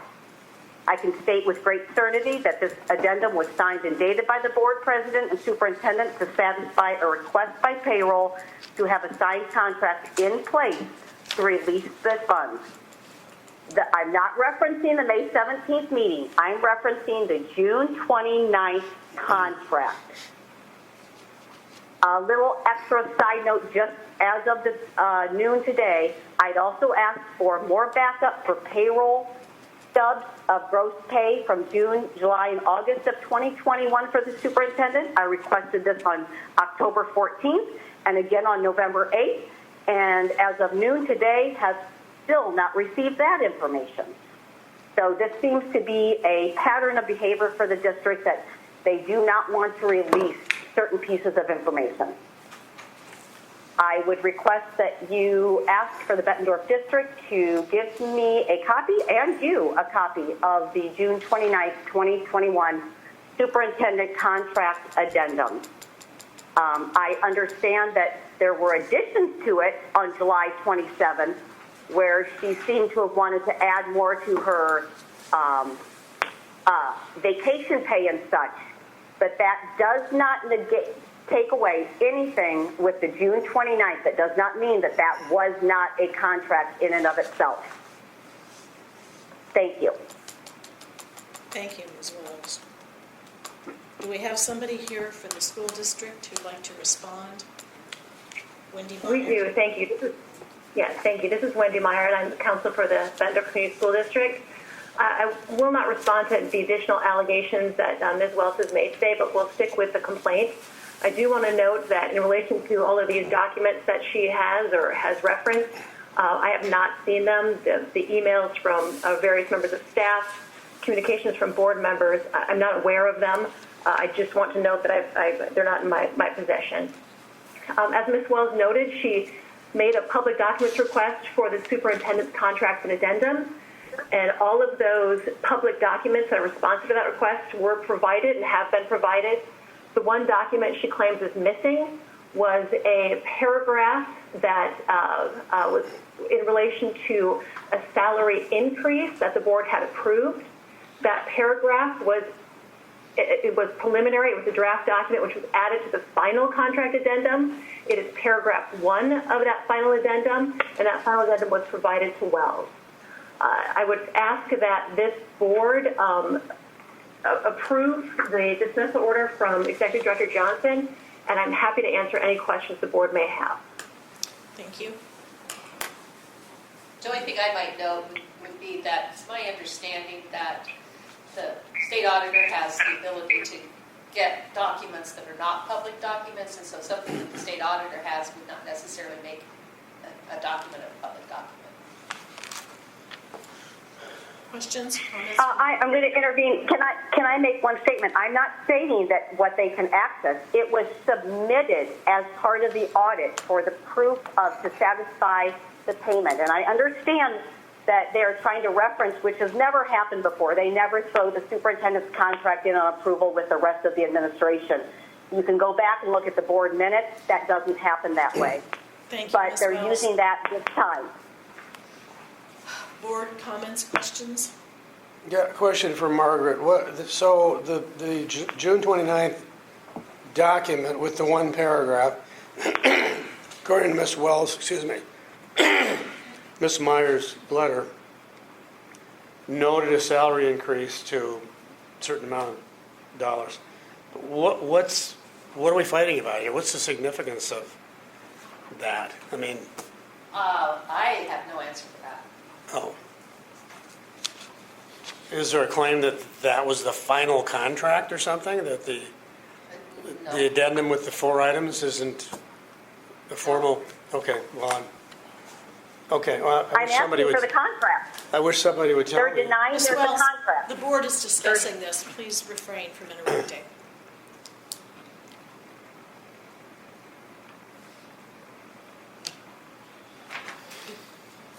Was that all you had to say? Who did the one paragraph addendum? Was it signed by somebody, and by whom, and who did it go to? I haven't seen it. What I was told was that it was a communication between the superintendent and the school finance director.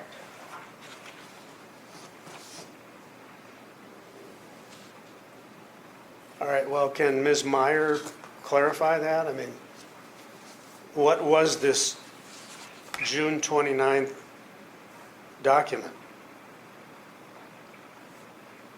Ms. Meyer, can you respond to Mr. Lindahl? Yes, I'm sorry. What was the June The June 29th 29th document? the one paragraph document, what is that document? It was a one paragraph that, so the board, at the board meeting in May of 2021, they voted on increasing salaries of administrators. Included in that vote was a list of all those administrators that would be receiving increase in pay and what that increase was, including the superintendent. That one paragraph stated that I believe her salary increased from a certain dollar amount to the higher dollar amount. I don't exactly remember off the top of my head the exact numbers. I think it was 202 to 205 or 6, but I can't remember the exact numbers. Then that one paragraph, that portion, or excuse me, the whole portion, the whole paragraph was incorporated into the final addendum that was provided to Ms. Wells. Page 3 of her exhibit 1 sort of references the timeline. Yeah, what was the document, though? Was it just one written page that said salary increase is X dollars? I mean, what was it? Yeah. It was signed and dated. Let's clarify. It was signed and dated. That's Ms. Wells. That's not Ms.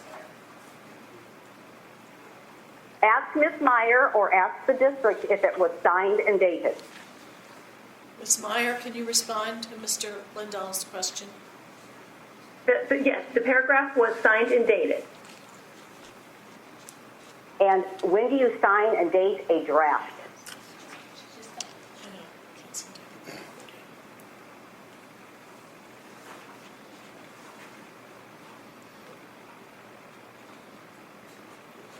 But it was incorporated into it was provided. Yes, correct. It became paragraph 1 of a 4-paragraph document that was was It was a provided. completed contract. Jeez. Ms. Wells, please refrain from interrupting. I know, but I feel like you are taking an attorney's word over somebody from the community just because there's an attorney background and I don't have that background. And I feel that if you just ask for the document, it is a signed contract. It doesn't mean that there weren't changes and additions later. But it in itself is a signed contract, and I requested all contracts. That's the purpose of this violation. This is why I filed. Was the addendum approved by the school district? Are you addressing Ms. Wells? Anybody? Address Ms. Myers, no. Yeah. Yes, yeah, and included with the exhibit to the response were the board minutes and all the board minutes of the approval of the salary, and then the board minutes of the approval of the addendum. The reason that the addendum came in July as opposed to May is that because of just end of school year things, they were unable to provide the evaluation for superintendent until July, and so they waited until after that evaluation to do the addendum, which again included that paragraph about increase in pay, and then had other items added. And the addendum was also provided to IPIP. I think maybe, because I've looked at a lot of pieces of paper. They did approve, the board approved it at a meeting, the salary increase to $206,000 in May, on May 17th of 2021. Then there was the addendum, the contract addendum was fourth paragraph document that was approved by the board, that's the approval authority, on July 27th. On June 29th, there was a document that was between the superintendent and the finance director, not the board, that talked about that apparently somebody signed and dated, but it had the salary amount that was previously approved by the board, but it was not the final contract addendum that was approved by the board on July 27th of 2021. I guess my concern is Margaret, that's not true. It was not between the superintendent and the finance director. It was a signed document signed by the school board president and the superintendent only.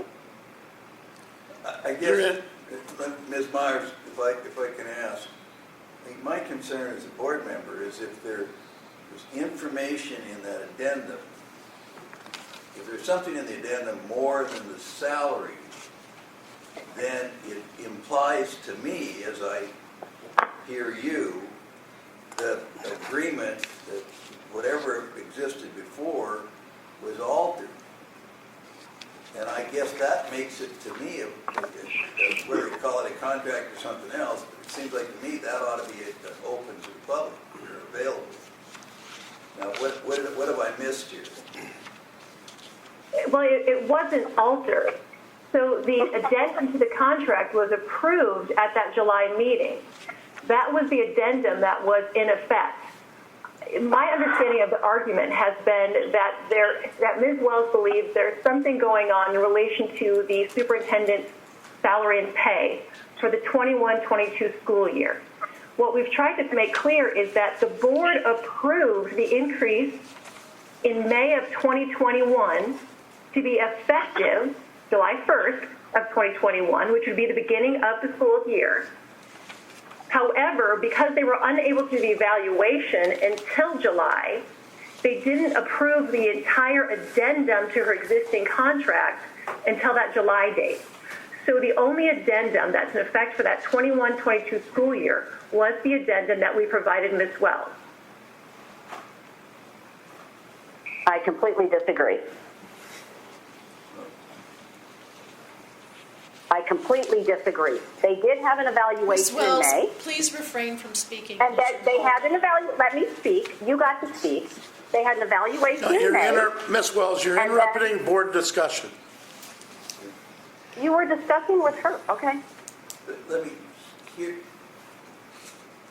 me ask you this, Ms. Myers, what was the purpose of the, regardless of what we call it, of the June 29 document? What did it accomplish that would not have been accomplished prior to that time? Well, quite frankly, and I apologize because I can't answer your question, I don't know where Ms. Wells received the document, if it was from an administrator at Bettendorf. I think that what's important to note is that email that Ms. Wells referenced, which is when that document came to the attention of the superintendent, she noted that was not the final addendum, that somehow that draft one paragraph was placed into a file somewhere, and that was the point of that email, was said, wait a minute, no, that's not the right addendum. You need the right addendum. Thank you.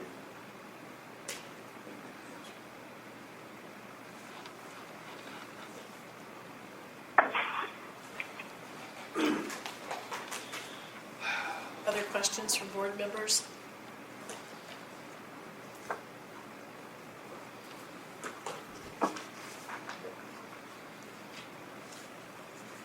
I guess just board discussion. I'm having a hard time understanding what doesn't make that June 29 instrument accessible, because there had to be something in it that wasn't existed before, I would think. And if it's a contract or something else, I guess the question I have, I'm not quite sure how to resolve it, other than let them send the document to Margaret and let her make a decision as to whether or not it should be released, I guess. I don't know. I agree. I'm a little... I agree. I feel like it's a record. If I may respond, that was the provision that Director Johnson cited in her letter. The reason that document is not subject to a public request is that because it was a preliminary draft document that was included in the final addendum. So because the final addendum was provided, I mean, that's what the law requires. Whatever is the final addendum, the final contract, the final document, that's what we provided to Ms. Wells pursuant to her request. I would. Okay, can I respond then to that? Because that's not correct. I asked for all contracts, and the June 29th is a contract. You don't dismiss a contract. Okay. Can I speak? Yes. Okay. This is Margaret Johnson. There is an ability for this board under Iowa Code Section 23.6 sub 6 to examine, as deemed necessary by the board, a record of a governmental body or a government body that is the subject matter of a complaint, including any record that is confidential by law. Confidential records provided to the board by a governmental body or a government body shall continue to maintain their confidential status. Any member or employee of the board is subject to the same policies and penalties regarding the confidentiality of the document as an employee of the governmental body or government body. We've used that at times. I have a locked file cabinet full of confidential documents that I have reviewed, and I can certainly do that in this case as well. If you wanted to have a closed session, the board themselves could look at the document as well, but not today. We had to do that at a future meeting. That, I don't know, I don't want to belabor it, but that seems to be a reasonable alternative to the board, but that's just my opinion. Well, then we should table this and have that document submitted by the attorney to Margaret to examine. I don't remember the section, but that's what I had in mind. I don't need to see it, but I trust my director, but I don't Should know. report Well, back. it seems to me like we've got a distinction to make here between whether it's a public record and whether it's the final contract. I mean, it seems to me the addendum with the 4 elements to it is the final contract because that's what was approved. And this one paragraph document, if it went to the board and they approved it, which I'm not quite understanding whether it was or not, it could be, well, it's then a public record if it was submitted to the board, but it doesn't make it the final contract. I think that's what we're arguing about, I think. Well, I think that Margaret was able to look at it based on everything else that she's seen, and maybe she could help us with that.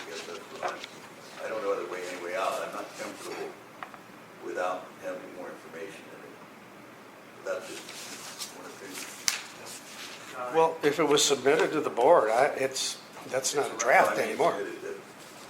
Yeah, Yeah. that's not a preliminary draft anymore as far as I'm concerned. I agree. That's correct. Yeah. Okay, Ms. Meyer, is that acceptable to you? You submit that document in question to Margaret for her review. It be kept confidential in the hands of the board until that determination is made. If the board feels it's necessary, I would just like to reiterate that it was one paragraph that is actually the first paragraph of the addendum that was provided. It seems like an awful lot of effort, for a claim that we've already provided all those documents that are public and responsive. Well, doing this, it seems to me, Madam Chair, would confirm what council was saying. I think it would help us kind of put this to rest. I'd ask for a motion to table and request that Ms. Meyer submit that document to Margaret in a confidential status. Second. Moved by EJ, seconded by Barry. All in favor signify by saying aye. Aye. Okay, the matter is... Aye. Thank you, Jackie. The matter is tabled for submission of the document by Ms. Meyer.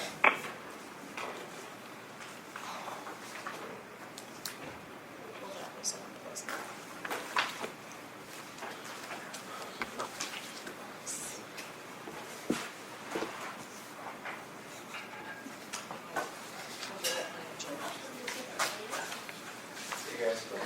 Our only 10 days, leave it. Enjoying the fun? Okay. The next item on our agenda, Sam Wilson and the Louisa County Conservation Corps. This is case number 22 FC0107, Sam Wilson and Louisa. Louisa? Yeah, That's what I call it. I've always called it Lisa, but I was told I was wrong. So. Like related to that. Yeah, Louisa County Conservation Board. This was filed on October 3rd, alleging that the Conservation Board violated Iowa Code Chapter 21 on September 19th. It's coming before you as an acceptance order. Mr. Wilson alleged that a majority of the members met on this date without posting a notice or taking minutes. He provided the names of the members involved and the location of the gathering, which was outside the conservation maintenance shed, and no other details. The director of the board responded to the complaint on October 18th, 2022.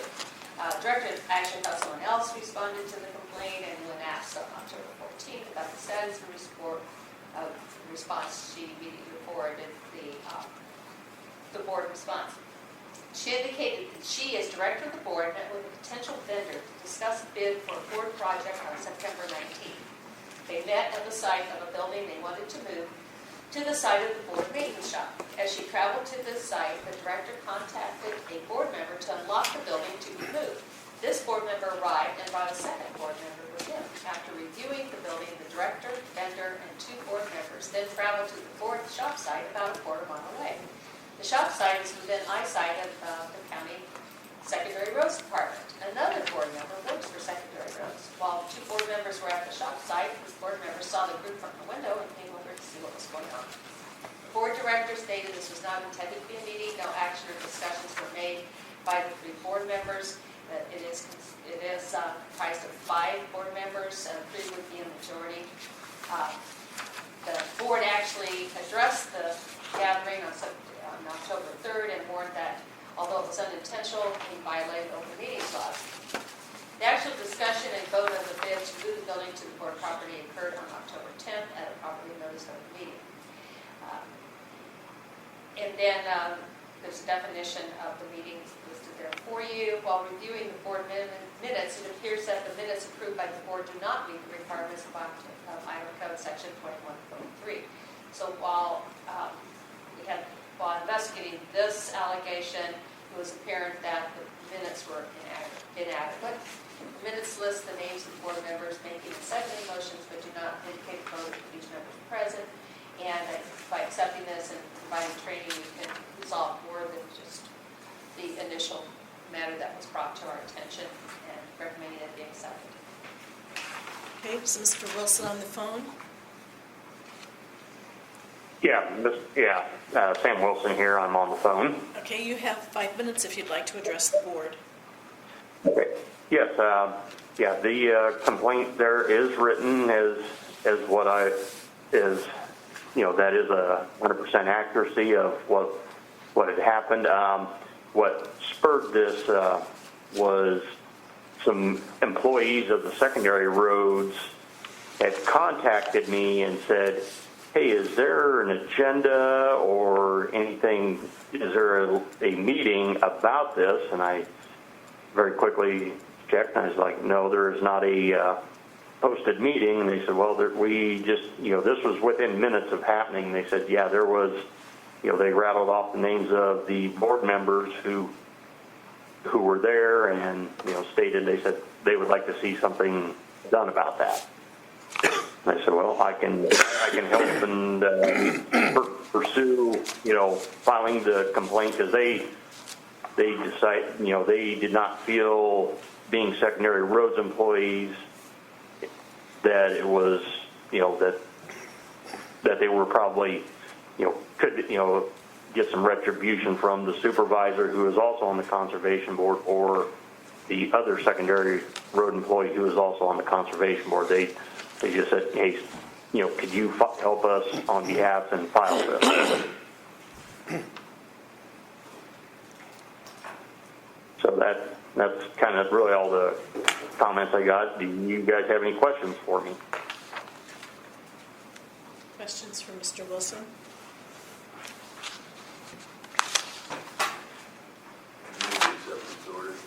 Well, let me see if there's someone here. Someone from the Wauwaisa County Conservation Board on the line that cares to speak. This is Joellen Shantz. I am one of the Conservation Board members. Would you like to address the board? I would only say, I guess I did submit an email. I don't know if you have that before you or not. Just stating that I am the one that works at Secondary Roads and next door. I am also the newest member of the Wauwaisa County Conservation Board. I was out, I actually drove by on my return to the office and saw the director and the two other Conservation Board members there. And after I parked at the office, I walked over to see what was going on, and that's totally on me. And I admit that we did then create a quorum, but it was totally unthought of as I walked over there, and being kind of new to this whole public meeting thing. There was no business conducted. It was the purpose for them being next door was solely to measure the property to see if these gifted buildings would fit on this site. The city has annexed a portion of land just south of these two properties, and the buildings are going to be removed to establish housing, and they gave 3 buildings to conservation, and so they were over there kind of trying to figure out the logistics along with the contractor who's going to move the buildings. As soon as I figured out what they were doing, and my boss also came over, they asked if they could fill in the ditch, which would be a secondary roads decision. Yep, that probably could happen, and we both returned to our office. Again, there was no business conducted, no decisions were made. I wasn't there very long. I admit that it was wrong, but again, just didn't give that any thought when I walked over there. Thank you. Board questions or comments?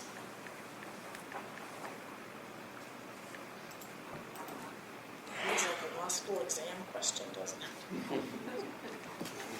Yeah, no kid.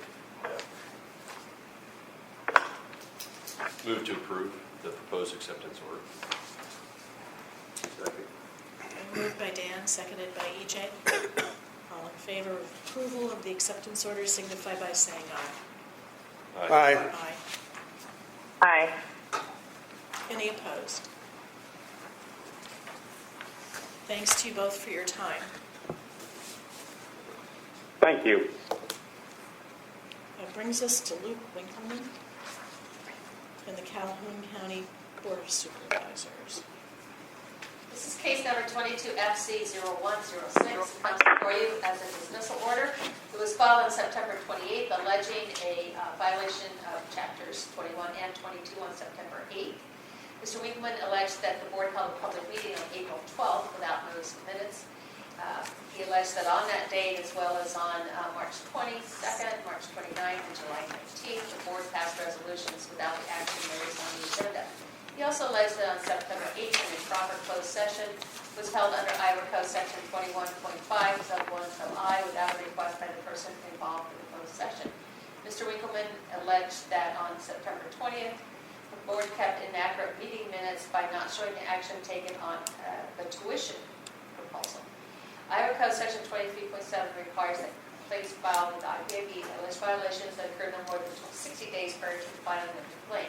The only allegations that IPAB can address are the allegations from the September 8th and September 20th meetings.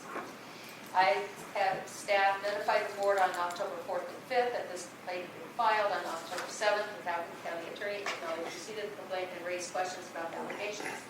On October 14th, the board filed a formal response. The response included a copy of the posted agenda and minutes for the September 8th meeting and a copy of the minutes for the September 22nd meeting. Legal counsel stated she was present during the closed session on September 8th. The purpose of the closed session was to evaluate the professional competency of an individual whose appointment, hiring, performance, or discharge is being considered when necessary to prevent needless and irreparable injury to that individual's reputation, and that individual requests a closed session pursuant to Iowa Code Section 21.5(1)(I). Counsel added that the two employees who were presenting information concerning employment conditions that were affecting their performance did request the closed session. As a footnote, I think perhaps the agenda item could have been more properly held as an exempt session pursuant to Iowa Code Section 21.9, which is a meeting of a governmental body to discuss strategies in matters relating to employment conditions of employees of the governmental body who are not covered by collective bargaining agreement or employment. At the September 20th board meeting, the board discussed the tuition proposal but deferred action to a future meeting. Therefore, there was no vote. This is the second issue. There was no vote to include the minutes. To include in the minutes specifically, no decisions were made. This will be discussed at a future meeting. The information provided does not support the allegations of a violation of Iowa Code Chapter 21. No allegations concern any public record request under Iowa Code Chapter 22 were alleged by Mr. Winkleman. We recommend that this be dismissed as legally insufficient. Mr. Winkleman, are you on the phone with us? Anybody from the Calhoun County Board of Supervisors? Okay, board questions, comments, discussion.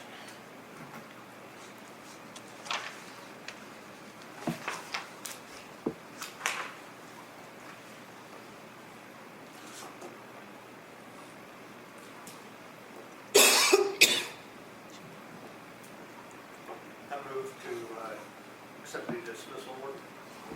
Second. Moved by Joel, seconded by Darren. All in favor signify by saying aye. Aye. Aye. Aye. Any opposed? Okay, that brings us to Travis Winter and the City of Clinton Housing Board. This is case number 22FC0110, comes before you as a dismissal order. It was filed on October 11th, alleging that the City of Clinton Housing Board violated Iowa Code Chapter 21 on September 14th of 2022. Mr. Winter alleged that during his appeal hearing that the chairperson made a motion to take a recess and asked the county attorney how long to take, 10 or 15 minutes, which appears to have been planned. Anyway, when they left during this break, or during this recess, the city attorney came up to the front of the room and led the board members along with their notes and paperwork to a back room where the assistant fire chief, Jeff Chapman, joined them. The group came back into the room. The chairperson announced the board was back from the recess and did not ask any questions from me and took their vote.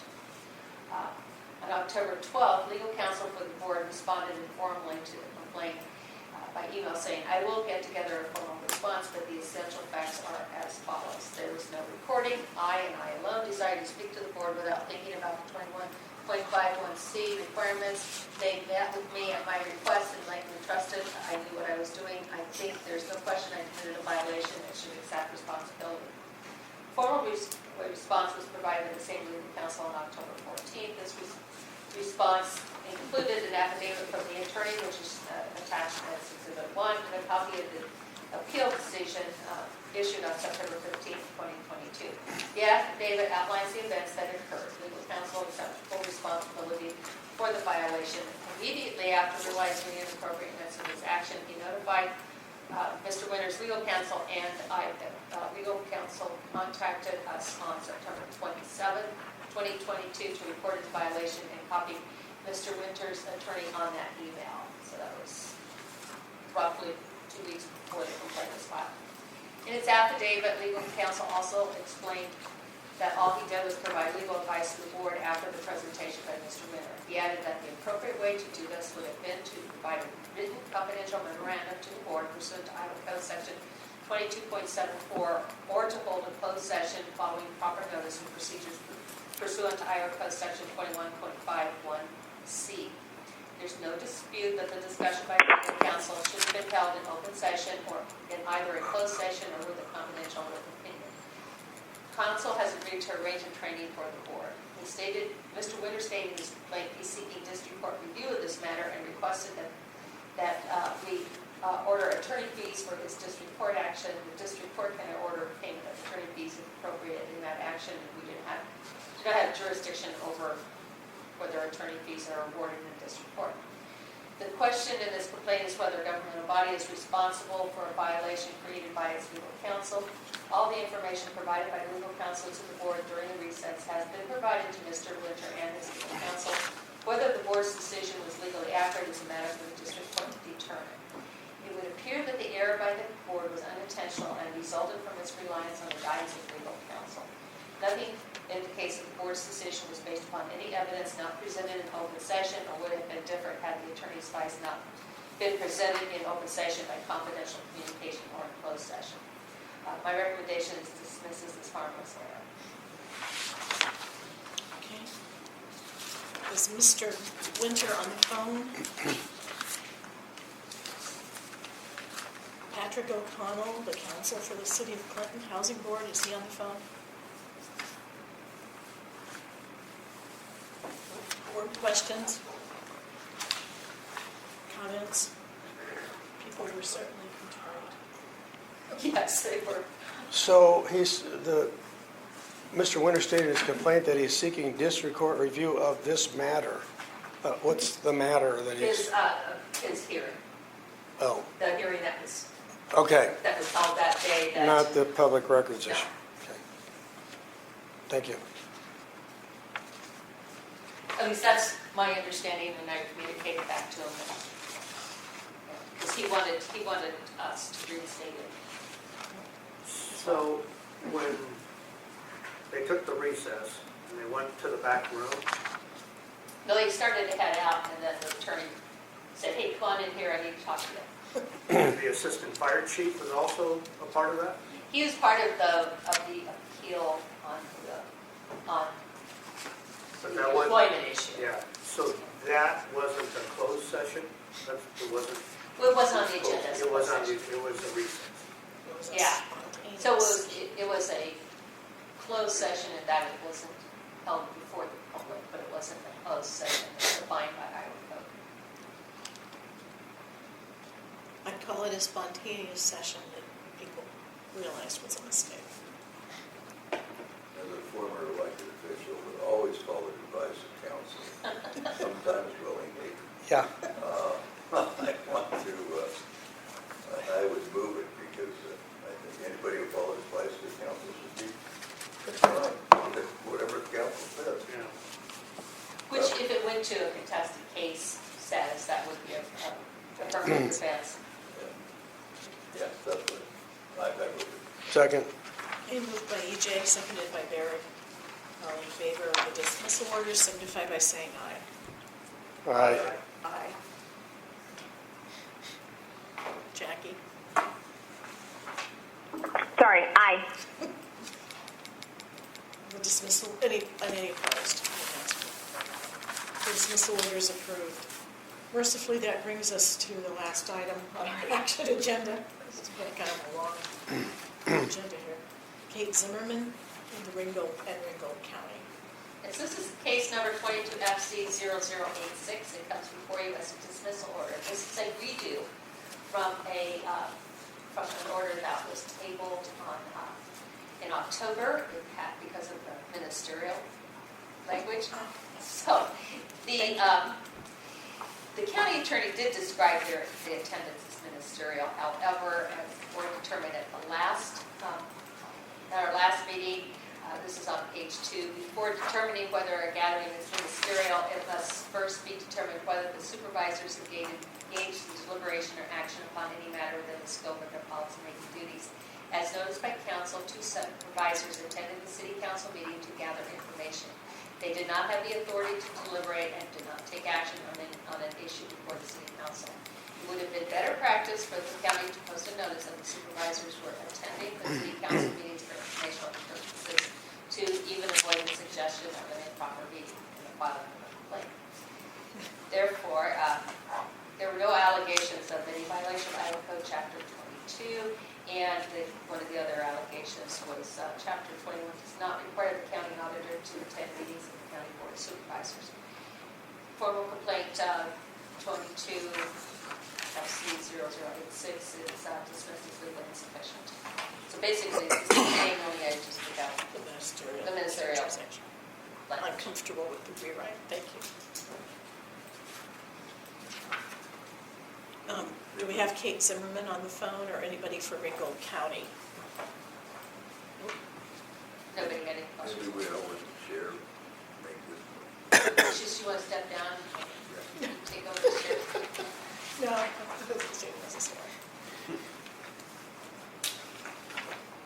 But someone else could.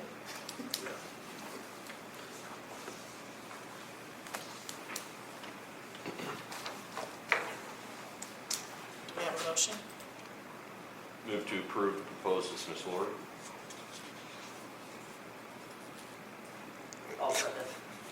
Moved by Dan, seconded by Joel. All in favor signify by saying aye. Aye. Aye. Any opposed? Dismissal order is approved. That brings us to matters withdrawn. You have the information for your consideration. We don't need to take action on those. An update on pending complaints. That's just a listing of those. As well, we've got one more in that's not on here because it just came in yesterday or this morning, but we tried really hard to get a few things before you today. We don't have 38 open complaints. Well, you got more than a few things in front of us.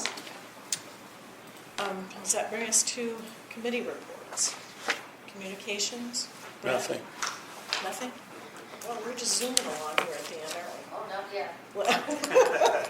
The legislative committee. All right. As requested at the last meeting, the legislative committee met and redrafted a proposed amendment to 22.4 public records request, and it would add a new subsection 3, which reads, upon receipt of a request for public records, the lawful custodian shall acknowledge the request promptly by providing contact information for the lawful custodian and an approximate date to provide an estimate of any fees and the release of the records. Before, we said that they were supposed to promptly provide contact information, the estimated fees, and when the records could be released. So this just says all they have to do is provide contact information and an approximate date to provide an estimate of the fees and when the records might be released.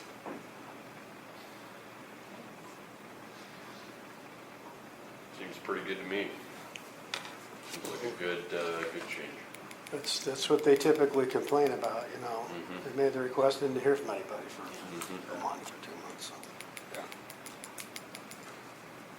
So I just need, if the board is in favor of this and wants it filed, I just need to have a motion and second and motion in order to that effect, and then I have to file these by November 28th. I already have the 60 to 90-day one ready to be filed, but this one, if you wanted to go in for the next session, it has to be filed by November 28th, so I have to have approval today. If we approve this, are we all required to appear on the Hill and lobby on its behalf, or? If you do, you have to register as a lobbyist, and you also there's a training on December 12th. It is available online. I can give you the contact information. You can certainly go on my behalf. And you can teach it to Margaret and let her handle the login. It's not fun to go over there and wait while they caucus, and then they decide not to take action on something. Yeah. Or, have people yell at me if they don't like what the legislation is. So. Certainly can contact the legislators. Sure, Yes. yeah. And encourage them to vote. Or at least Or to give it support. a hearing, at least Yeah. to bring it out from the filing bin and put it on the floor. We're in agreement, this is an improvement, we have a motion? Yeah. I'll move to approve the proposed legislative change. Second. Moved by Dan, seconded by Barry. All in favor signify by saying aye. Aye. Aye. Any opposed? Any further legislative update? That's just it, just, we'll go ahead and get those two things. So remind me again what the process is. Where does this go from here? So I go online and submit the legislation. It goes to LSA, and they review it, and they'll send back. If they don't like things, or if they have things they want changed, then they'll be in touch with me, and they'll send that information. Usually it's things like, we don't like this use of this word, or you put in subsection A when we should have done this, or whatever. But if anything substantive comes up, I will notify the committee members to see, if there's anything that you want to do about that. Then they decide when they're going to have it finished. And when they have it finished, then they send it then it goes into the legislature. Before that, none of the legislators even know that this is there. It goes as an agency request. It is assigned to a committee, and in either the House or, sometimes in both the House and the Senate. A lot of times just one or the other. And then the committee chair determines, who the subcommittee is going to be. They appoint the subcommittee, then they get it, and then they decide when to have a subcommittee hearing. And usually I get at least 3 or 4 hours notice before the subcommittee meeting. Sometimes not. That's kind of short. Yeah, I get up in the morning and look at 7 o'clock on this docket because they might have a 7:30. I'm up before 7, but I make sure at 7 I'm looking to see if they have a 7:30 subcommittee because I won't get any specific notice. I have to follow their calendars. Jane, Yeah. I'd be there in my PJs. So usually when it's assigned to a subcommittee, I send an email to all 3 of the members of the subcommittee. I, provide a little additional information. I say, contact me if you have any questions and so forth. I'll come over and meet with you if you'd like to do that. And so I've done that quite a few times. Sometimes they're all excited about it, other times they're no. Now, I'm pretty sure both House and Senate are required in-person attendance at some committee meetings. Used to. During COVID, I got to, just appear by Zoom, which was really nice. I didn't have to go over there and sit and wait. Ruin your reputation. Ruin your reputation. That over there. I used to take something to work on. Who decides what committee it goes to? The President of the Senate or the Speaker of the House. Really? Yeah. They actually make that decision? So sometimes there's a delay because it's not a high priority, you know. I mean, they know what their high priority is. And then, you know, we have to meet the funnels. Mhm. So it's a matter of, you know, keeping track of those. I sign up for all of these alert things, and so I read every piece of legislation that comes through that has anything to do with records or meetings, to see if there's something else that's been, and then I register on it. Normally I just register unless the board tells me to register. I'll register in favor of our legislation, and I'll just register as like undecided, just monitoring anything else. That way I make sure I get notified of things, but unless the board specifically says, you know, register against this, I don't register. Last year or the year before, we did register against what our changes, they took our chapter 21 legislation and really messed it up. I mean, not us, though. Once it got to subcommittee, schools messed it up. But anyway, you know, so I intentionally changed from for to against on that one because I didn't want, you know, I wanted to make sure that everybody knew it wasn't it was no longer a piece of legislation. We pretty much passively lobby,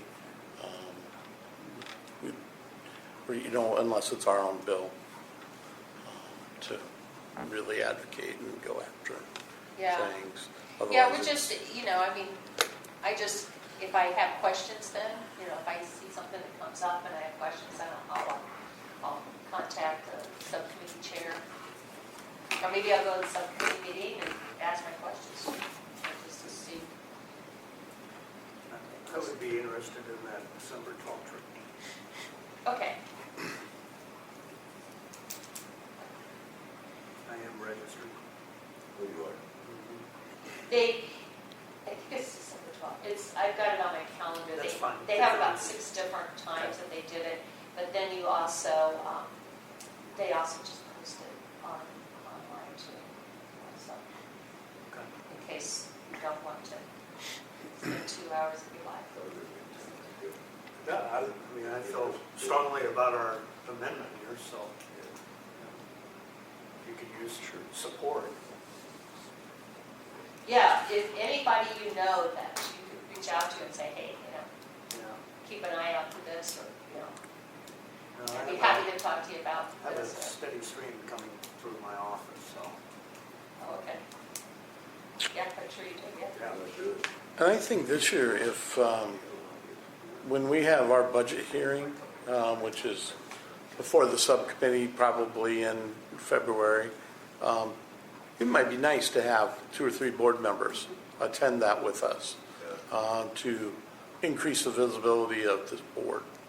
Well, and it's always nice too, because you'll be surprised how many people know you'll be doing this. Are you here? Oh, I'm here. Someone. I mean, our appearance isn't that critical when we ask for a status quo budget, but sometimes they have questions if they're curious about the actions of the board, and it's a great way to build the relationship with the legislator, or at least those appropriation folks. They're the ones Yeah. that probably know us the best.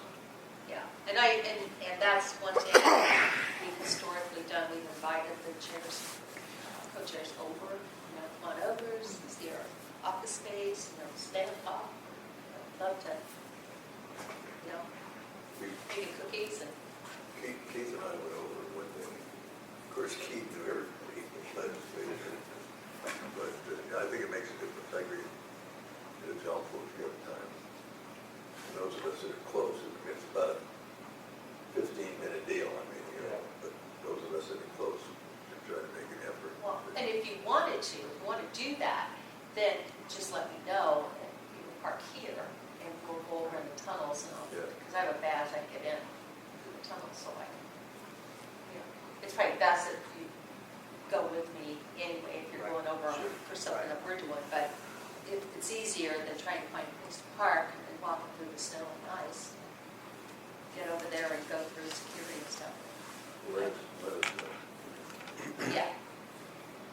Ready to move on to the rules update?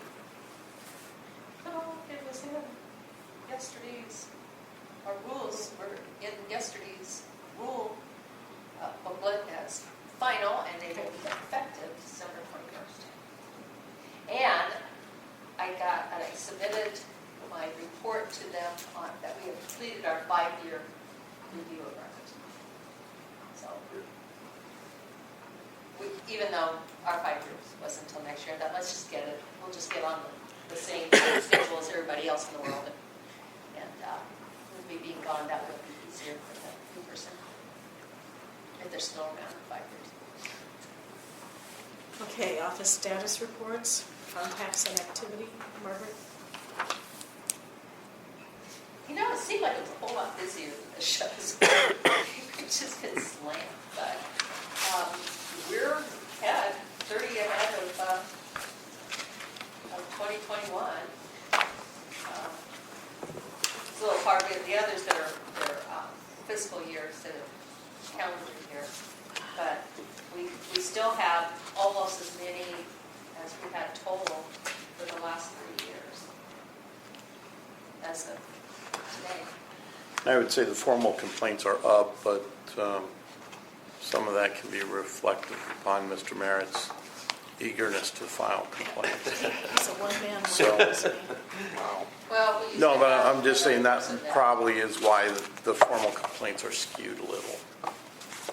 Well, no, we've always had somebody who's filed a lot of complaints. We had Mr. Kilgore for a long time. Right. That's So, true. That's true. Finance and budget. Brett? Our budget's just fine. We're way ahead of budget.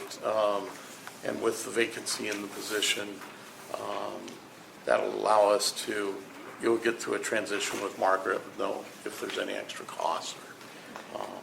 And maybe we can squeeze out a little more starting salary for the new attorney too, That would be with nice. that It's pretty- wiggle room. So, we extended the filing deadline, and we are interviewing 2 people on this. I'm going to sit down on the interviews. Oh, I think you're doing well. We have to look at the questions that you're doing.